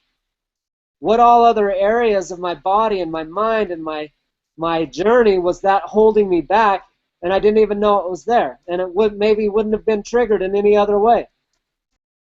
And so one of the things I'm up to now, I'm so excited about all the breakthroughs from doing all the crazy things like Michael talks about, going out and doing things that you could never imagine, that I'm taking on this Forrest Gump idea. Like, he didn't know that he couldn't accomplish all these things, so he just did. Most of us accomplish one great thing in our life, and then we just sit and tell stories over and over again about how we accomplished this one great thing, and those were the good old days. Well, he was too naive to know that he couldn't do all those things. And I know it's a movie, and it's telling all these epic things that different humans experience, but the point is, for me, is one person could do all those things if we just got off our ass and quit settling for a half-assed life to do something cool or do nothing cool at all and just think that mediocrity is okay. Why not go from one great thing to the next, to the next, to the next, and see how many experiences we can have and how much liberation we can gain through each one of those experiences. So the first race I did, the ride and the run were easy. The swim was massive breakthrough. Second race, the swim kicked my ass again, and the run kicked my ass with the longer distance. Continued training, adjusting nutrition, and adjusting training, and upping my game, and getting more support. Did St. George Half Ironman, which is one of the hardest halves in the world. Incredibly hot, incredibly steep, lots of climbing, and just learned a ton. I ate too much or consumed too much fuel, got gastric issues, got fatigued, tightened all my intercostal muscles, was scared I was having a heart attack. It was intense, but finished the race on time, didn't have any issues with time cutoffs. I just did my race, and when I was done, and there was no time cutoff issues. Well, in this full Ironman, I get there, and I'm conditioned better than I've ever been by far. I've done all the preparation, mental, emotional, physical. I get there, I breeze through the swim. It's the best swim of my life. It was totally easy. I didn't even try hard. I was just like, my whole approach was pace yourself, because in St. George what I had done was swam as hard as I could, rowed as hard as I could, and then when I got to the run, I had nothing left. Mm. And so I learned a lot about pacing. I learned a lot about fueling and the importance of nurturing and caring for myself. And along this journey, one of the biggest lessons I learned was the importance of loving and nurturing. So I say, being that healer and that warrior, and like Megan mentioned, sometimes I'm getting 3 massage every single day if that's what my body's calling for. Sometimes my legs would be so knotted up that I would just literally go get a massage every day, and my mind would say, you can't get a massage every day, like unworthy or some shit, and I'd be like, I sure as hell can, and I'd go do it. And so I had all these breakthroughs about self-love and self-respect and living prosperous in greater levels and gifting myself things. So in the past, it's always been about what can I do for my daughters, what can I do for my wife, what can I do for others, and I had a very hard time thinking about what I wanted. They'd say, what do you want for your birthday? What do you want for Christmas? I don't know, because I didn't think about those things. I was always just thinking about providing and blessing everybody else. Well, in this Ironman journey, I learned so much about nurturing and caring for myself, buying every supplement that would best serve me, every shoe and every gear. I bought more for myself in the last 6 to 9 months, probably 9 months, than I have in my entire life combined. From fuel belts to food to nutrition to shoes to gear to massages to rollers and everything you can think of to nurture me through the process. So this isn't just about macho man, ego, testosterone, woo, woo, get out there, push your ass off, and overcome shit. I encourage all of you out there that are considering anything of great magnitude, whether it's your business, your relationship, any of it, to incorporate self-care, self-love, self-nurturing, and allow the entire act to be an act of self-love, not an act of self-deprivation or self-punishment or trying to prove your worthiness. You're already worthy. You're already whole. There's nothing to prove about any of that. And your worth has nothing to do with you accomplishing Ironman. It's just simply helping you remember who you really are. At the core, at the essence of your soul, of who you are as a spiritual being. And in the process, if you'll allow yourself to love and nurture yourself, it'll make all the difference in the world. So I show up to this Ironman Coeur d'Alene last week or a few days ago, whatever it was. So you can tell I'm still coming back to the planet. And I get in the water. I'm very nervous. I was fine until they announced the weather, and then something clicked in me like, oh, shit. And then we drove the course, and we prepped and did all the things, and I came to peace. I'm like, all right, I got this.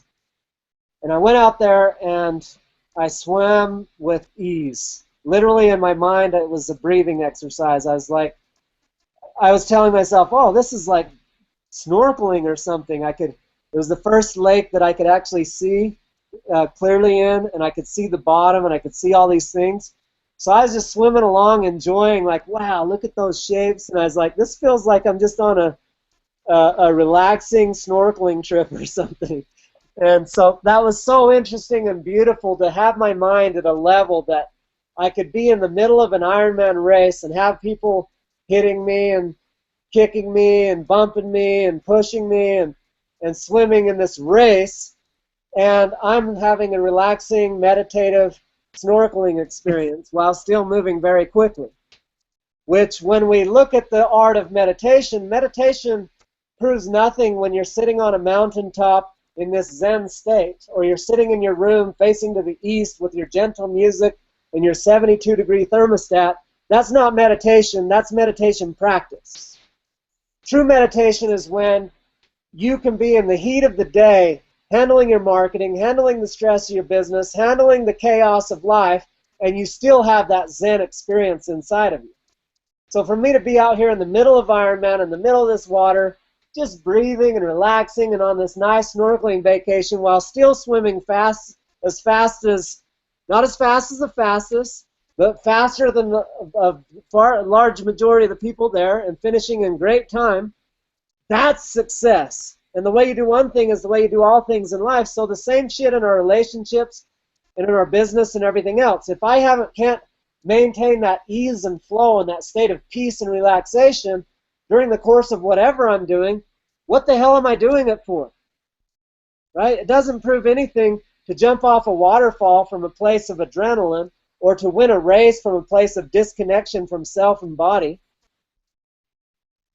The magic happens when you can be fully connected with yourself and your feelings and present and nurturing and aware and loving and kind through the process, and to be relaxed and enjoy the journey. Anyone can go out and stress their ass off to accomplish something. It takes something great to be able to relax and flow in and through the accomplishment so that you got the perfect mix of that warrior energy that goes out, seek and destroy, but that healer energy that flows and receives easefully, effortlessly. So I do the swim, and it's just, I'm smiling when I get out. I'm just like, I feel great. I just feel amazing, like $1,000,000. And it was just enjoyable, having a blast, literally. And no stress whatsoever. And I get out, and I go to the transition, switch over well, get on the bike, feel amazing, ride the first quarter loop, smooth, ride the second, big loop. It was pretty tough, but like, got it. And then on the way back, I'm thinking, okay, I'm hearing all this talk about cutoffs, and I'm not as clear as I'd like to be on these cutoffs, and I'd just like to know, I think I'm okay, but I'd just like to make sure so I don't run into any problems. And so I asked, and they don't know. Megan and these guys are like, yeah, we'll check, but we're not sure. You should be fine. So then I continue to the next loop, and at the end of that is they give you what they call like a special needs bag. So I packed this bag with pickle juice and electrolytes and some snacks and different things that I thought might help me, especially if I had any of those gastric issues. And I get there, and I ask the guy, how am I doing on cutoff? He's like, oh, you got 1 hour and 15 minutes. You're easy. Easy weight, doing great. And up to this time, my pacing on my bike and my swim has just been a relaxed pace of how easy can I take it, how much can I conserve, how much can I nurture and care for myself. I'm not here to push or beat anybody. I'm not here to push and make myself miserable, and I'm not here to burn myself out so that I have this miserable run. I'm just going to take every minute that I can to easily navigate, especially with this heat, to get through these first two phases so that that hard last part on the run that killed me last time, I'll easily go through this.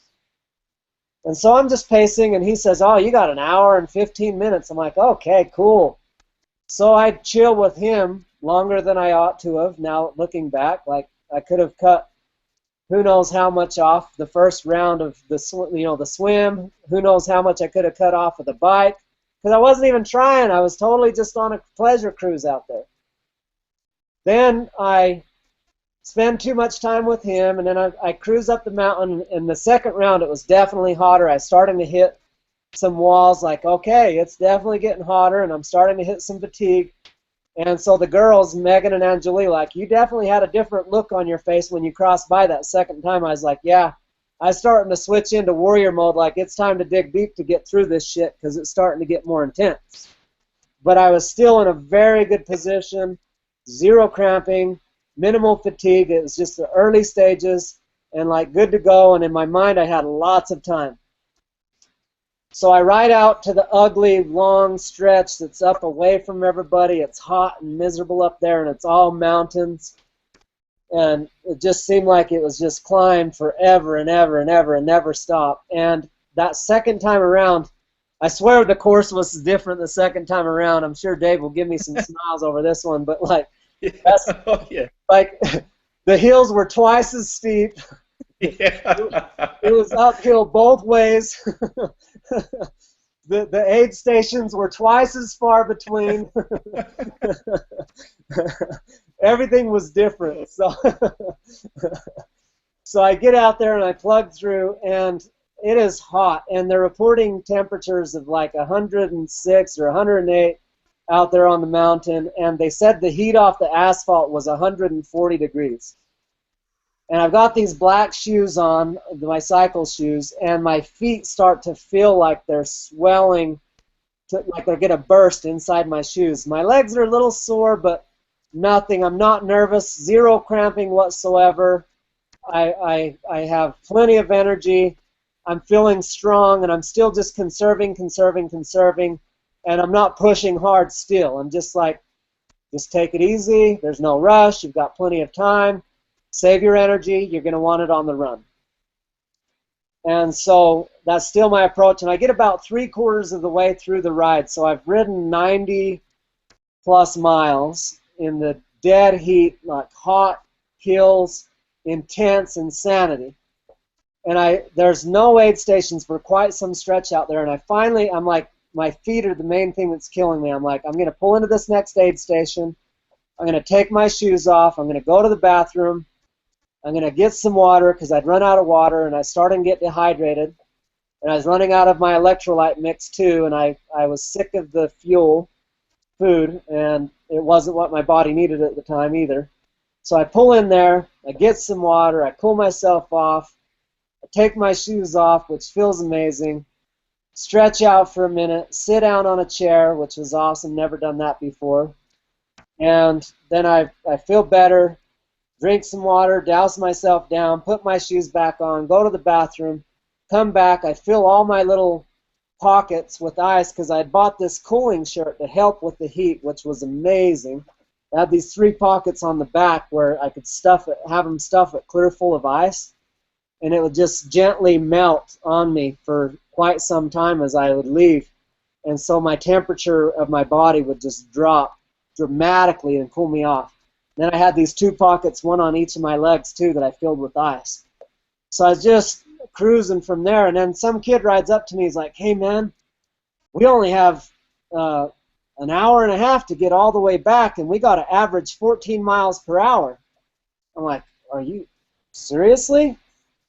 All of a sudden, all my hour and 15 minutes of time that I had was gone, and I had to use and I did the math. I'm like, I've been averaging 12 and a half through the race up to this point. To get up to 14.5, I'm going to have to book it. An hour and a half clear back into town. It probably took me 3 hours to get from there to here. Holy shit. I've got 40-something miles to go in an hour and a half. Holy shit. Whoa, I'm out of time. I don't know if I can make this shit. So I book it, and I just start pushing everything I've got. Well, first I'm just like, push it, and I keep recalculating. I'm like, seriously, you can't hold back at all. You've got to give everything you've got. I'm like, you can't conserve anything. I'm like, shit, this is not my plan. I was planning to conserve the entire time so I'm powerful for the race. But now I'm clear, if I don't give it all I got, I won't even be there for the run. But I'm also clear that if I give it all I got, the run's going to be hell. Right? So, but hey, here I am, and I'm not going to quit.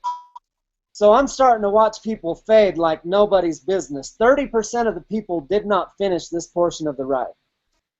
We're talking 1,000 people pooped out on this. We're talking piles of bikes sitting up there at the top while they're sitting in shade and waiting for someone to come pick up their bike and go back. We're talking people pulling over and giving up and sitting under trees on the sidelines and just, they're done. People that did the one loop and quit and walked off the course.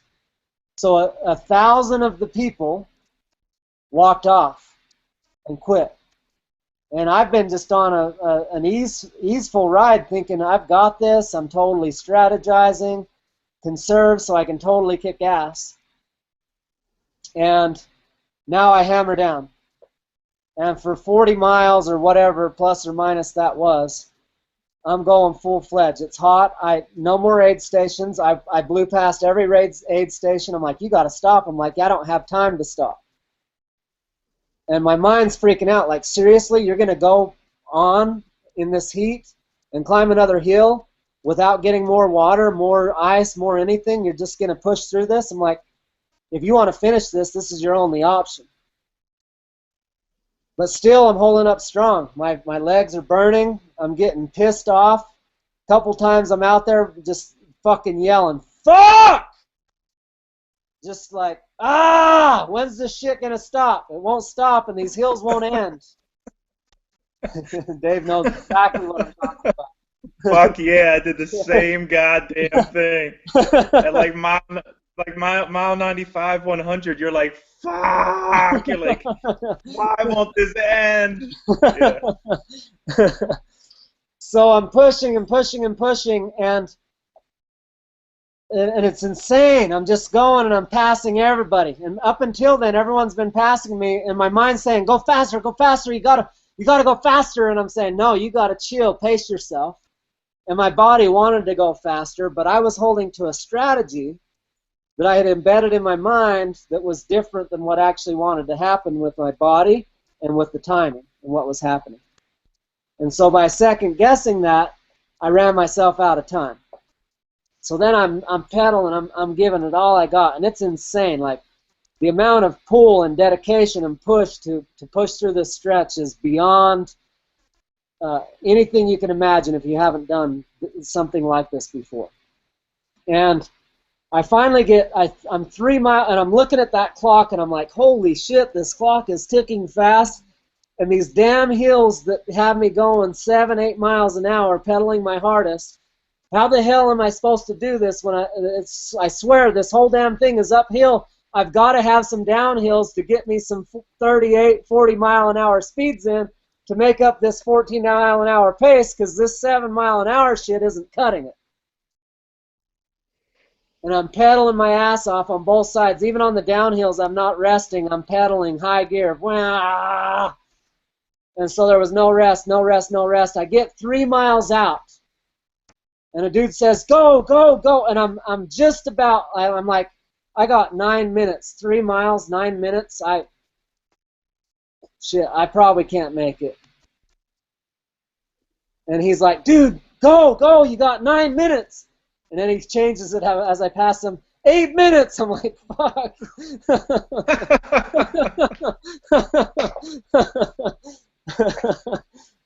And I hammer down, and the last stretch there is a hill just before you have one downhill stretch. And right about then, my legs start cramping in ways I've never felt in my life.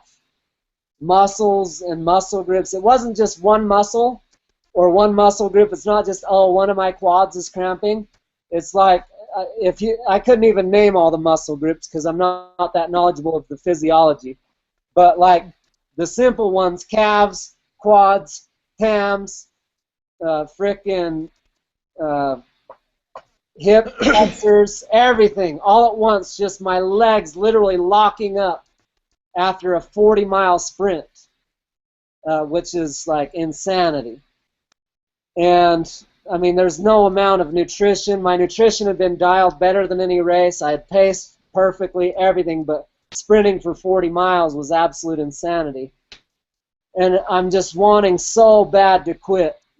It's hurting, it's aching, it's burning, it's cramping. I try to move my body, stand up, shift positions, pedal different, lean forward, whatever, and no matter what I do, my legs won't stop cramping and let up.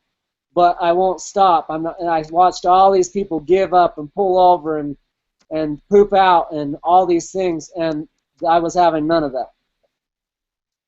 And because of my commitment and dedication, I crossed the line in what was basically impossible. It's impossible almost to do a 112-mile ride in that heat anyway, let alone doing a sprint for that long, that hard, on that type of hills and that kind of heat.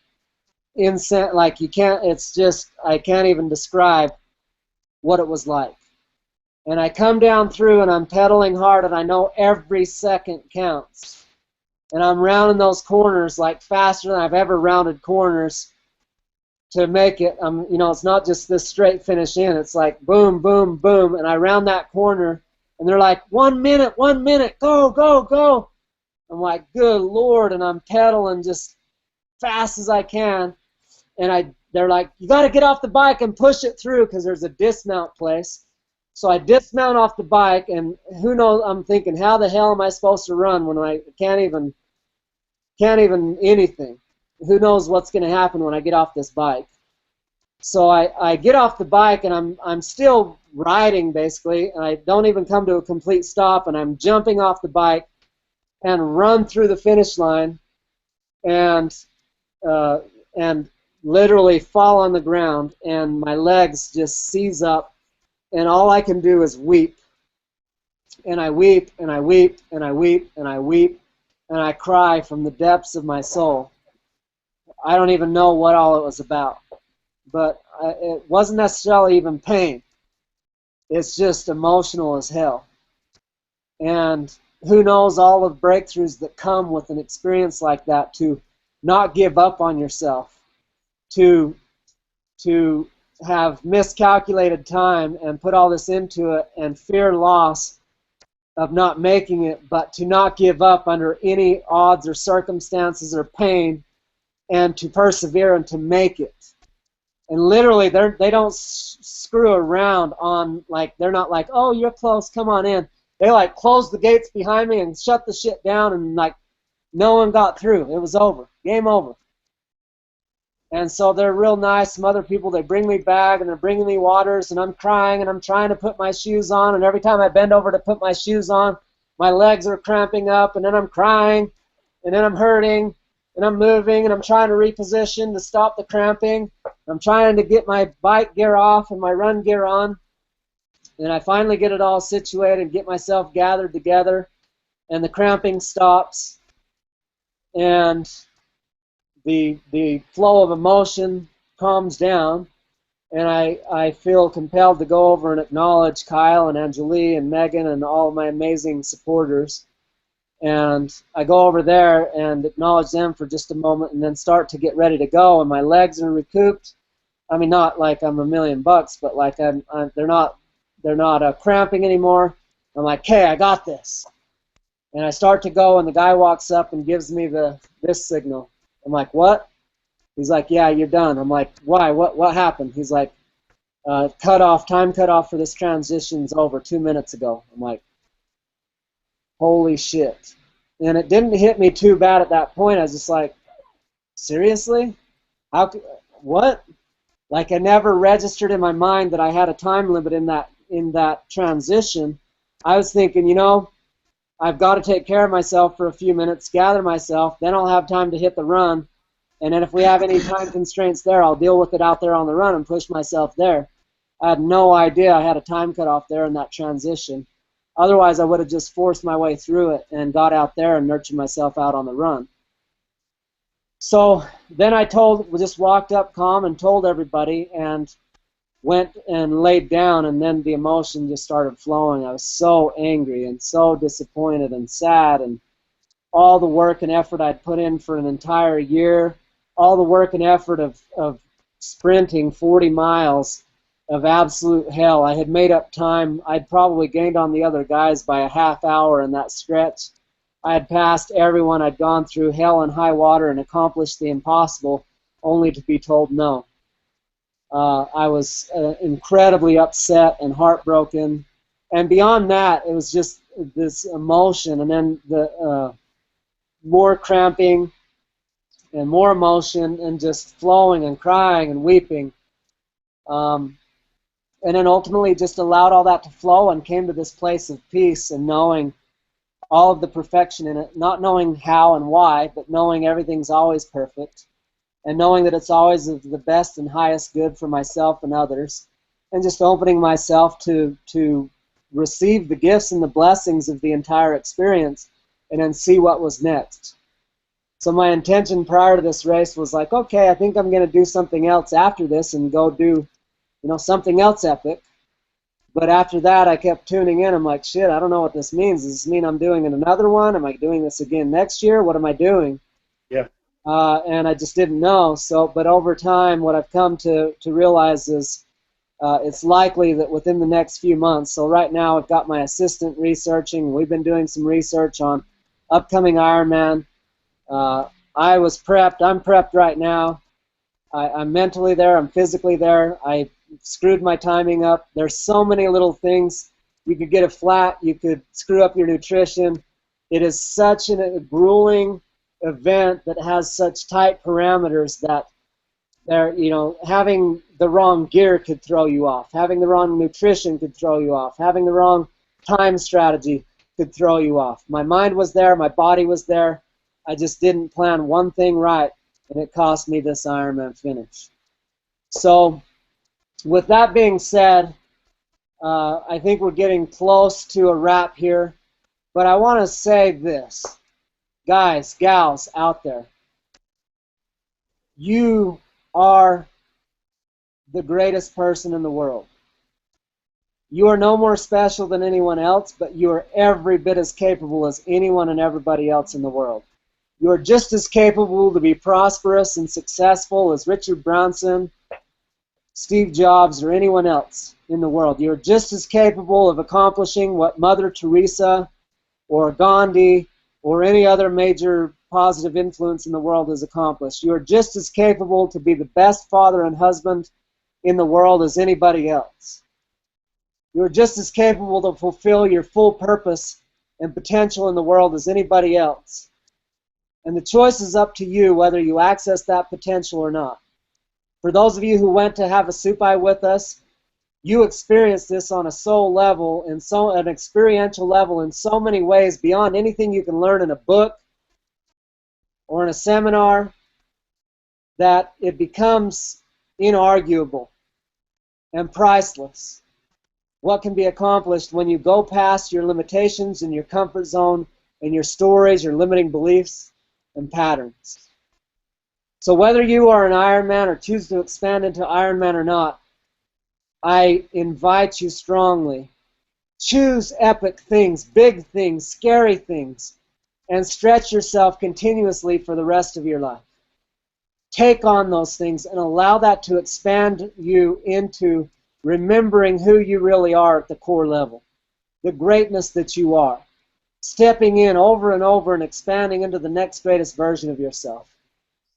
Now, along those lines, I know there's many of you out there who are like inspired, just like I was last year. Michael, Brandon, Marshall, Havener, we got Jeff Gutowski, got a whole list of you that are on the fence, wondering about whether to do this or not, wondering about, feeling called to do this, but scared to do this. I'm telling you, do it. I'm telling you, it's so much more than worth it, you can't even imagine. I'm telling you that when you do it, you're going to become a version of yourself that you've never been before, and you're going to leave behind a version of yourself that you will never be again. I'm telling you that when your marketing and your business and growing your business and sticking out your marriage gets tough, and where you normally give up because there's a little bit of discomfort, you're going to be like, shh, that's nothing compared to the Ironman that I am. That's nothing compared to the warrior that I am. And so your capacity increases to the point that no matter what obstacles come your way, you gain a trust in and a confidence in yourself that when you say something, you know damn good and well that shit's going to happen. And when you have that, your whole world changes. When you believe in yourself on that level, people will believe in you on that level. When you can trust yourself on that level, you will trust yourself to take on much larger endeavors in every aspect of your life. And when you quit avoiding your fear and your pain, and you start having the courage to step into those things and realize that every time you do, you become more empowered, more free, more liberated, more peaceful, more joyous, more capable, more flowing, more creative, more prosperous, more abundant, more connected, more of everything that is good, you'll never stop again. You will continue to expand for the rest of your life, and you'll embrace every aspect of yourself, including your warrior, including your healer, and including everything in between. So this journey is one heck of a journey. There's nutrition, there's gear, there's mindset, there's skill sets, there's training, there's knowing how to train, there's busting through the mental and emotional blocks. It's an effing amazing journey. And so Dave came down and participated in our Badass Breakthrough Adventure Grand Canyon, and I just bonded and connected with Dave on such a deep and tremendous level and he's kicked ass and had so much experience with Ironman. And I'm going to go ahead and take on another Ironman at whatever. I get to discover which one's next available that makes sense and hasn't been sold out yet and all of that.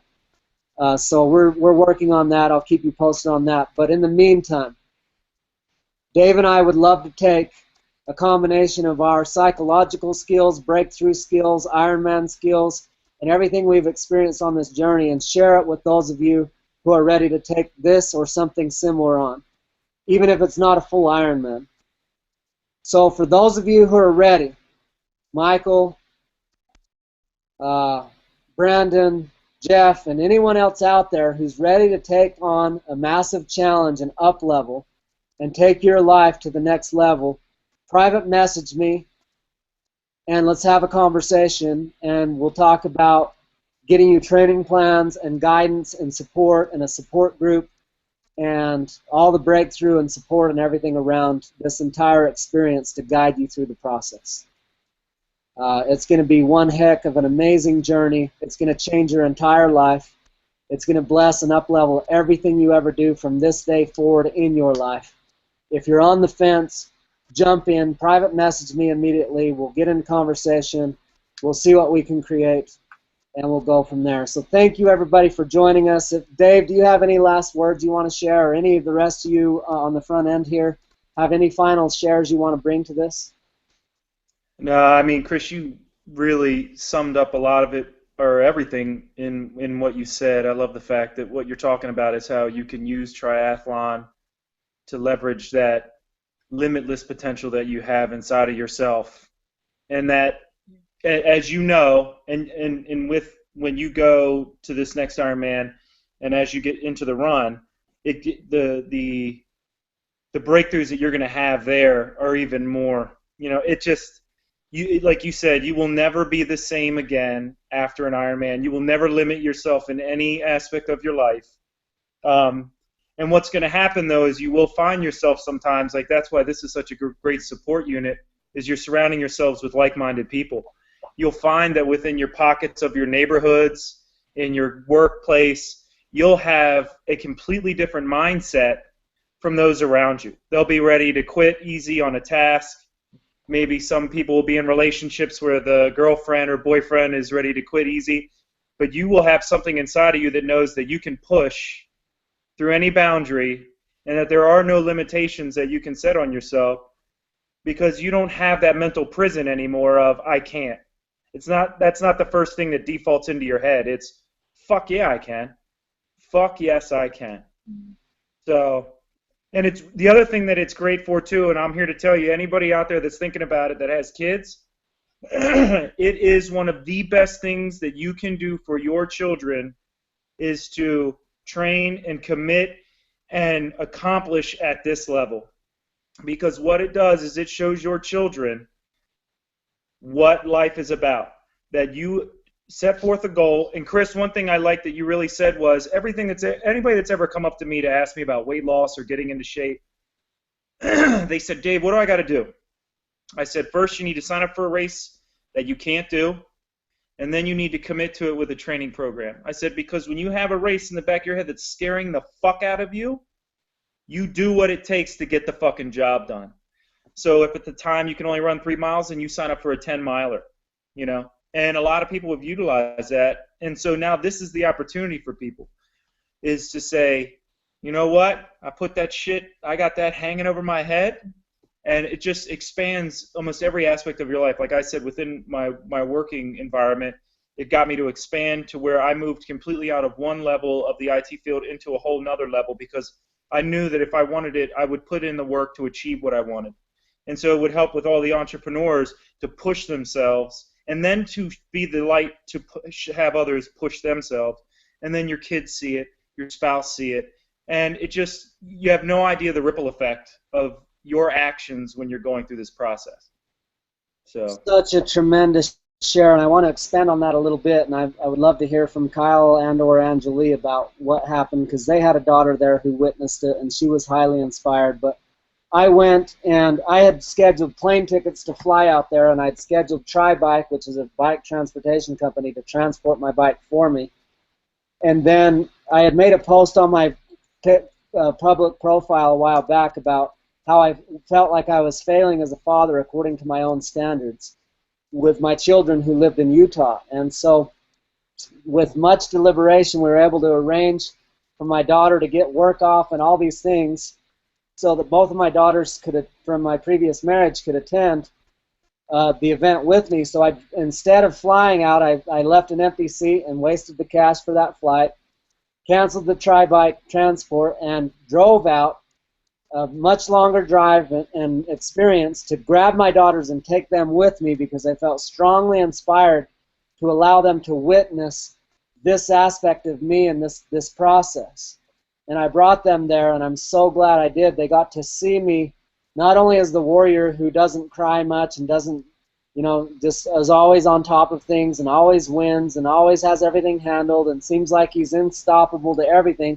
They saw me fail. They saw me how I handled that. They saw me, not that I really failed, right? But they saw that version of failure, and they saw how I handled it and moved through it. They saw my willingness to feel. They saw my grit and my perseverance, and they saw all these things, which shows them what's in them. That shows them who they are and what they come from, and inspired them to so much more. And they used to be totally not into health or fitness or anything, and we had our own journey around all of that. But I know that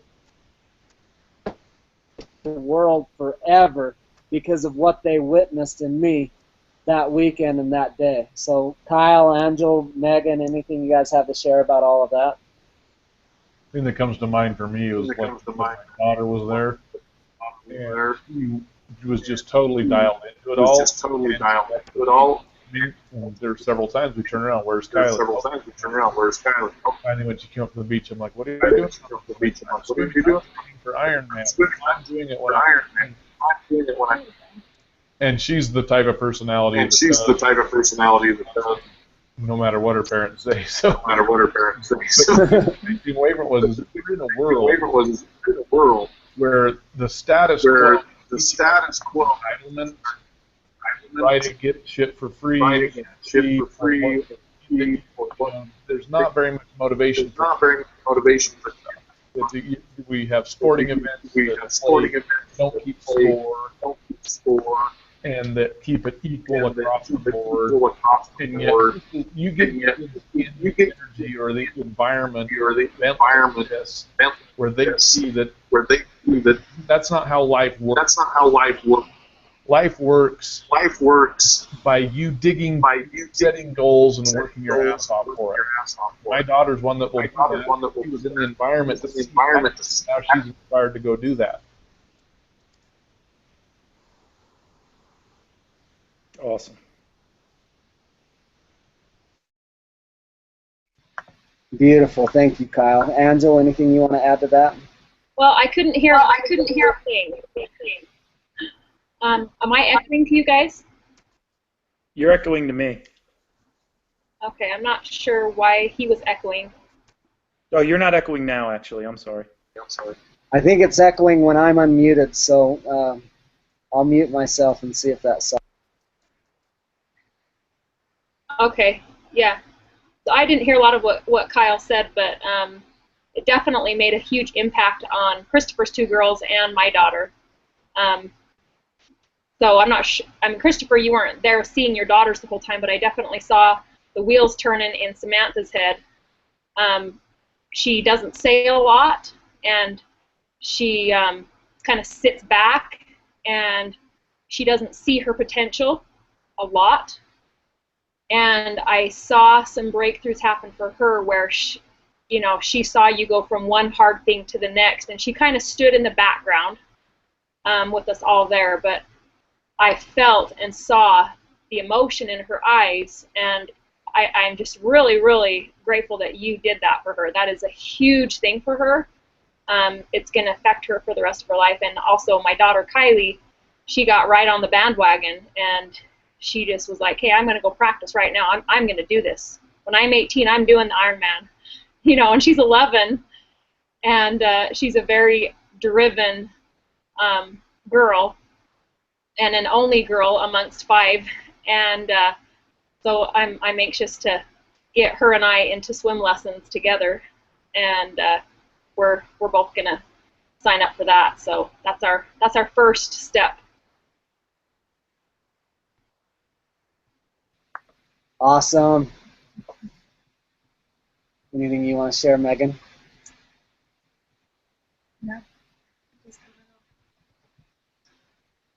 So there was one last thing that came through. I want to see if oh yeah, so one of the other messages I wanted to share in all of this is, you know, a lot of us are scared to fail. We're scared to have people judge us. We're scared to, you know, commit to big things, because then what if we fail? And ultimately there's this great fear of public speaking and taking on big things, because we're afraid that deep down we don't know why we're afraid. We just don't do it because we're afraid to fail. But if you really looked into it, we're afraid that if we fail, we'll discover that we're a failure, that we're really not great, that we can't keep telling ourselves how great we are in our own mind, and instead we would have to admit that we suck, and people might tease us and laugh at us, or whatever. So everyone took my experience of not finishing the race differently. Some thought it was a big failure and a huge disappointment, and in some ways it was, but different than what anyone would likely expect.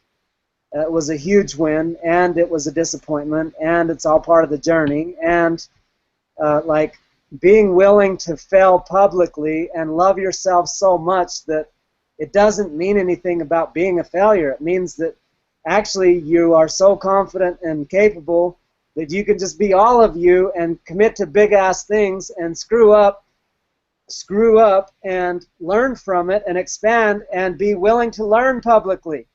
When we think that we need to learn behind closed doors because we're afraid of what people will think of us, we keep ourselves contained and small and trapped. So when you become willing, like, hey, let's learn. Let's all get transparent and open and learn right here, right now in front of everybody, share our learnings so that it not only blesses me, it blesses everybody. And it means nothing about failure. It means everything about the next layer of growth and expansion to success. And so when you take on big things, screw the fear of failure. Just commit to yourself. I'm never going to betray myself, no matter how many people betray me. I saw this caption today on Facebook that I'm going to be posting sometime soon. It showed this couple with a donkey, and there was 4 different pictures. And one of them, both people are riding the donkey, and there's some spectators on the side saying, "Oh, look at that, poor donkey, those idiots, both of them are riding it. Oh, poor animal." And so their judgment was that they were doing it wrong, right? So then the next picture shows the man riding the donkey and the woman walking. And then the spectators said, "Look at that. He's making his woman walk. What an ass." And so the next picture shows her riding the donkey and him walking. They're like, "Look at that idiot. He's walking while she's taking the donkey. That's bullshit." Then the next picture shows neither of them on the donkey, both of them walking, and the spectator said, "Look at those idiots. They've got a donkey and they don't even know how to use it." So it does not matter what the hell you do. Haters are going to hate. People are going to make up their stories. Nobody sees the world the way it is. Nobody sees. I don't see the world the way it is. You don't see the world the way it is. Nobody sees the world the way it really is. I see my world the way I see it, therefore it is the way I see it currently, and vice versa for you. And no matter what the hell you do, if you get up on stage and look like an idiot and they laugh you off, good. What a great opportunity to learn to love yourself more and expand into your ability to show up fully. So commit to love yourself fully. Don't give a shit what anybody thinks or says or believes about your experience or what they project on you or make up about you or blame you for or attack you for or criticize you for or gossip about you for. Commit to big-ass shit and rise to the occasion and bless everyone as much as possible in the journey. Learn and grow as you go. Free yourself from the monotony of a mediocre life and expand into the greatest version of who you are so that you can truly accomplish the greatness that you came to accomplish and to bless as many lives as you possibly can in the process while making your life better and better and everyone else around you better and better. Make it epic. make it fun, and who gives a shit what anybody thinks or believes about any of it. Live big, go all out, let it all hang out. It's worth it. Thank you, everybody, for being here. For those of you ready to take some big, cool, amazing stuff on, reach out. Even if you don't know how or why, or you're scared, or you don't know the logistics, just commit. Reach out. Let your first step be to make that conversation and connection. We'll see where it goes. We'll see if it's a fit. We'll see what's next. If nothing else, allow this call to serve and benefit you, to take on your life in a much bigger way so you can be all you came to be. I love you all. Thank you for being here. Thank you for all you guest speakers for sharing your experience. Thank you for all you viewers for watching and participating. Create an amazing rest of the day.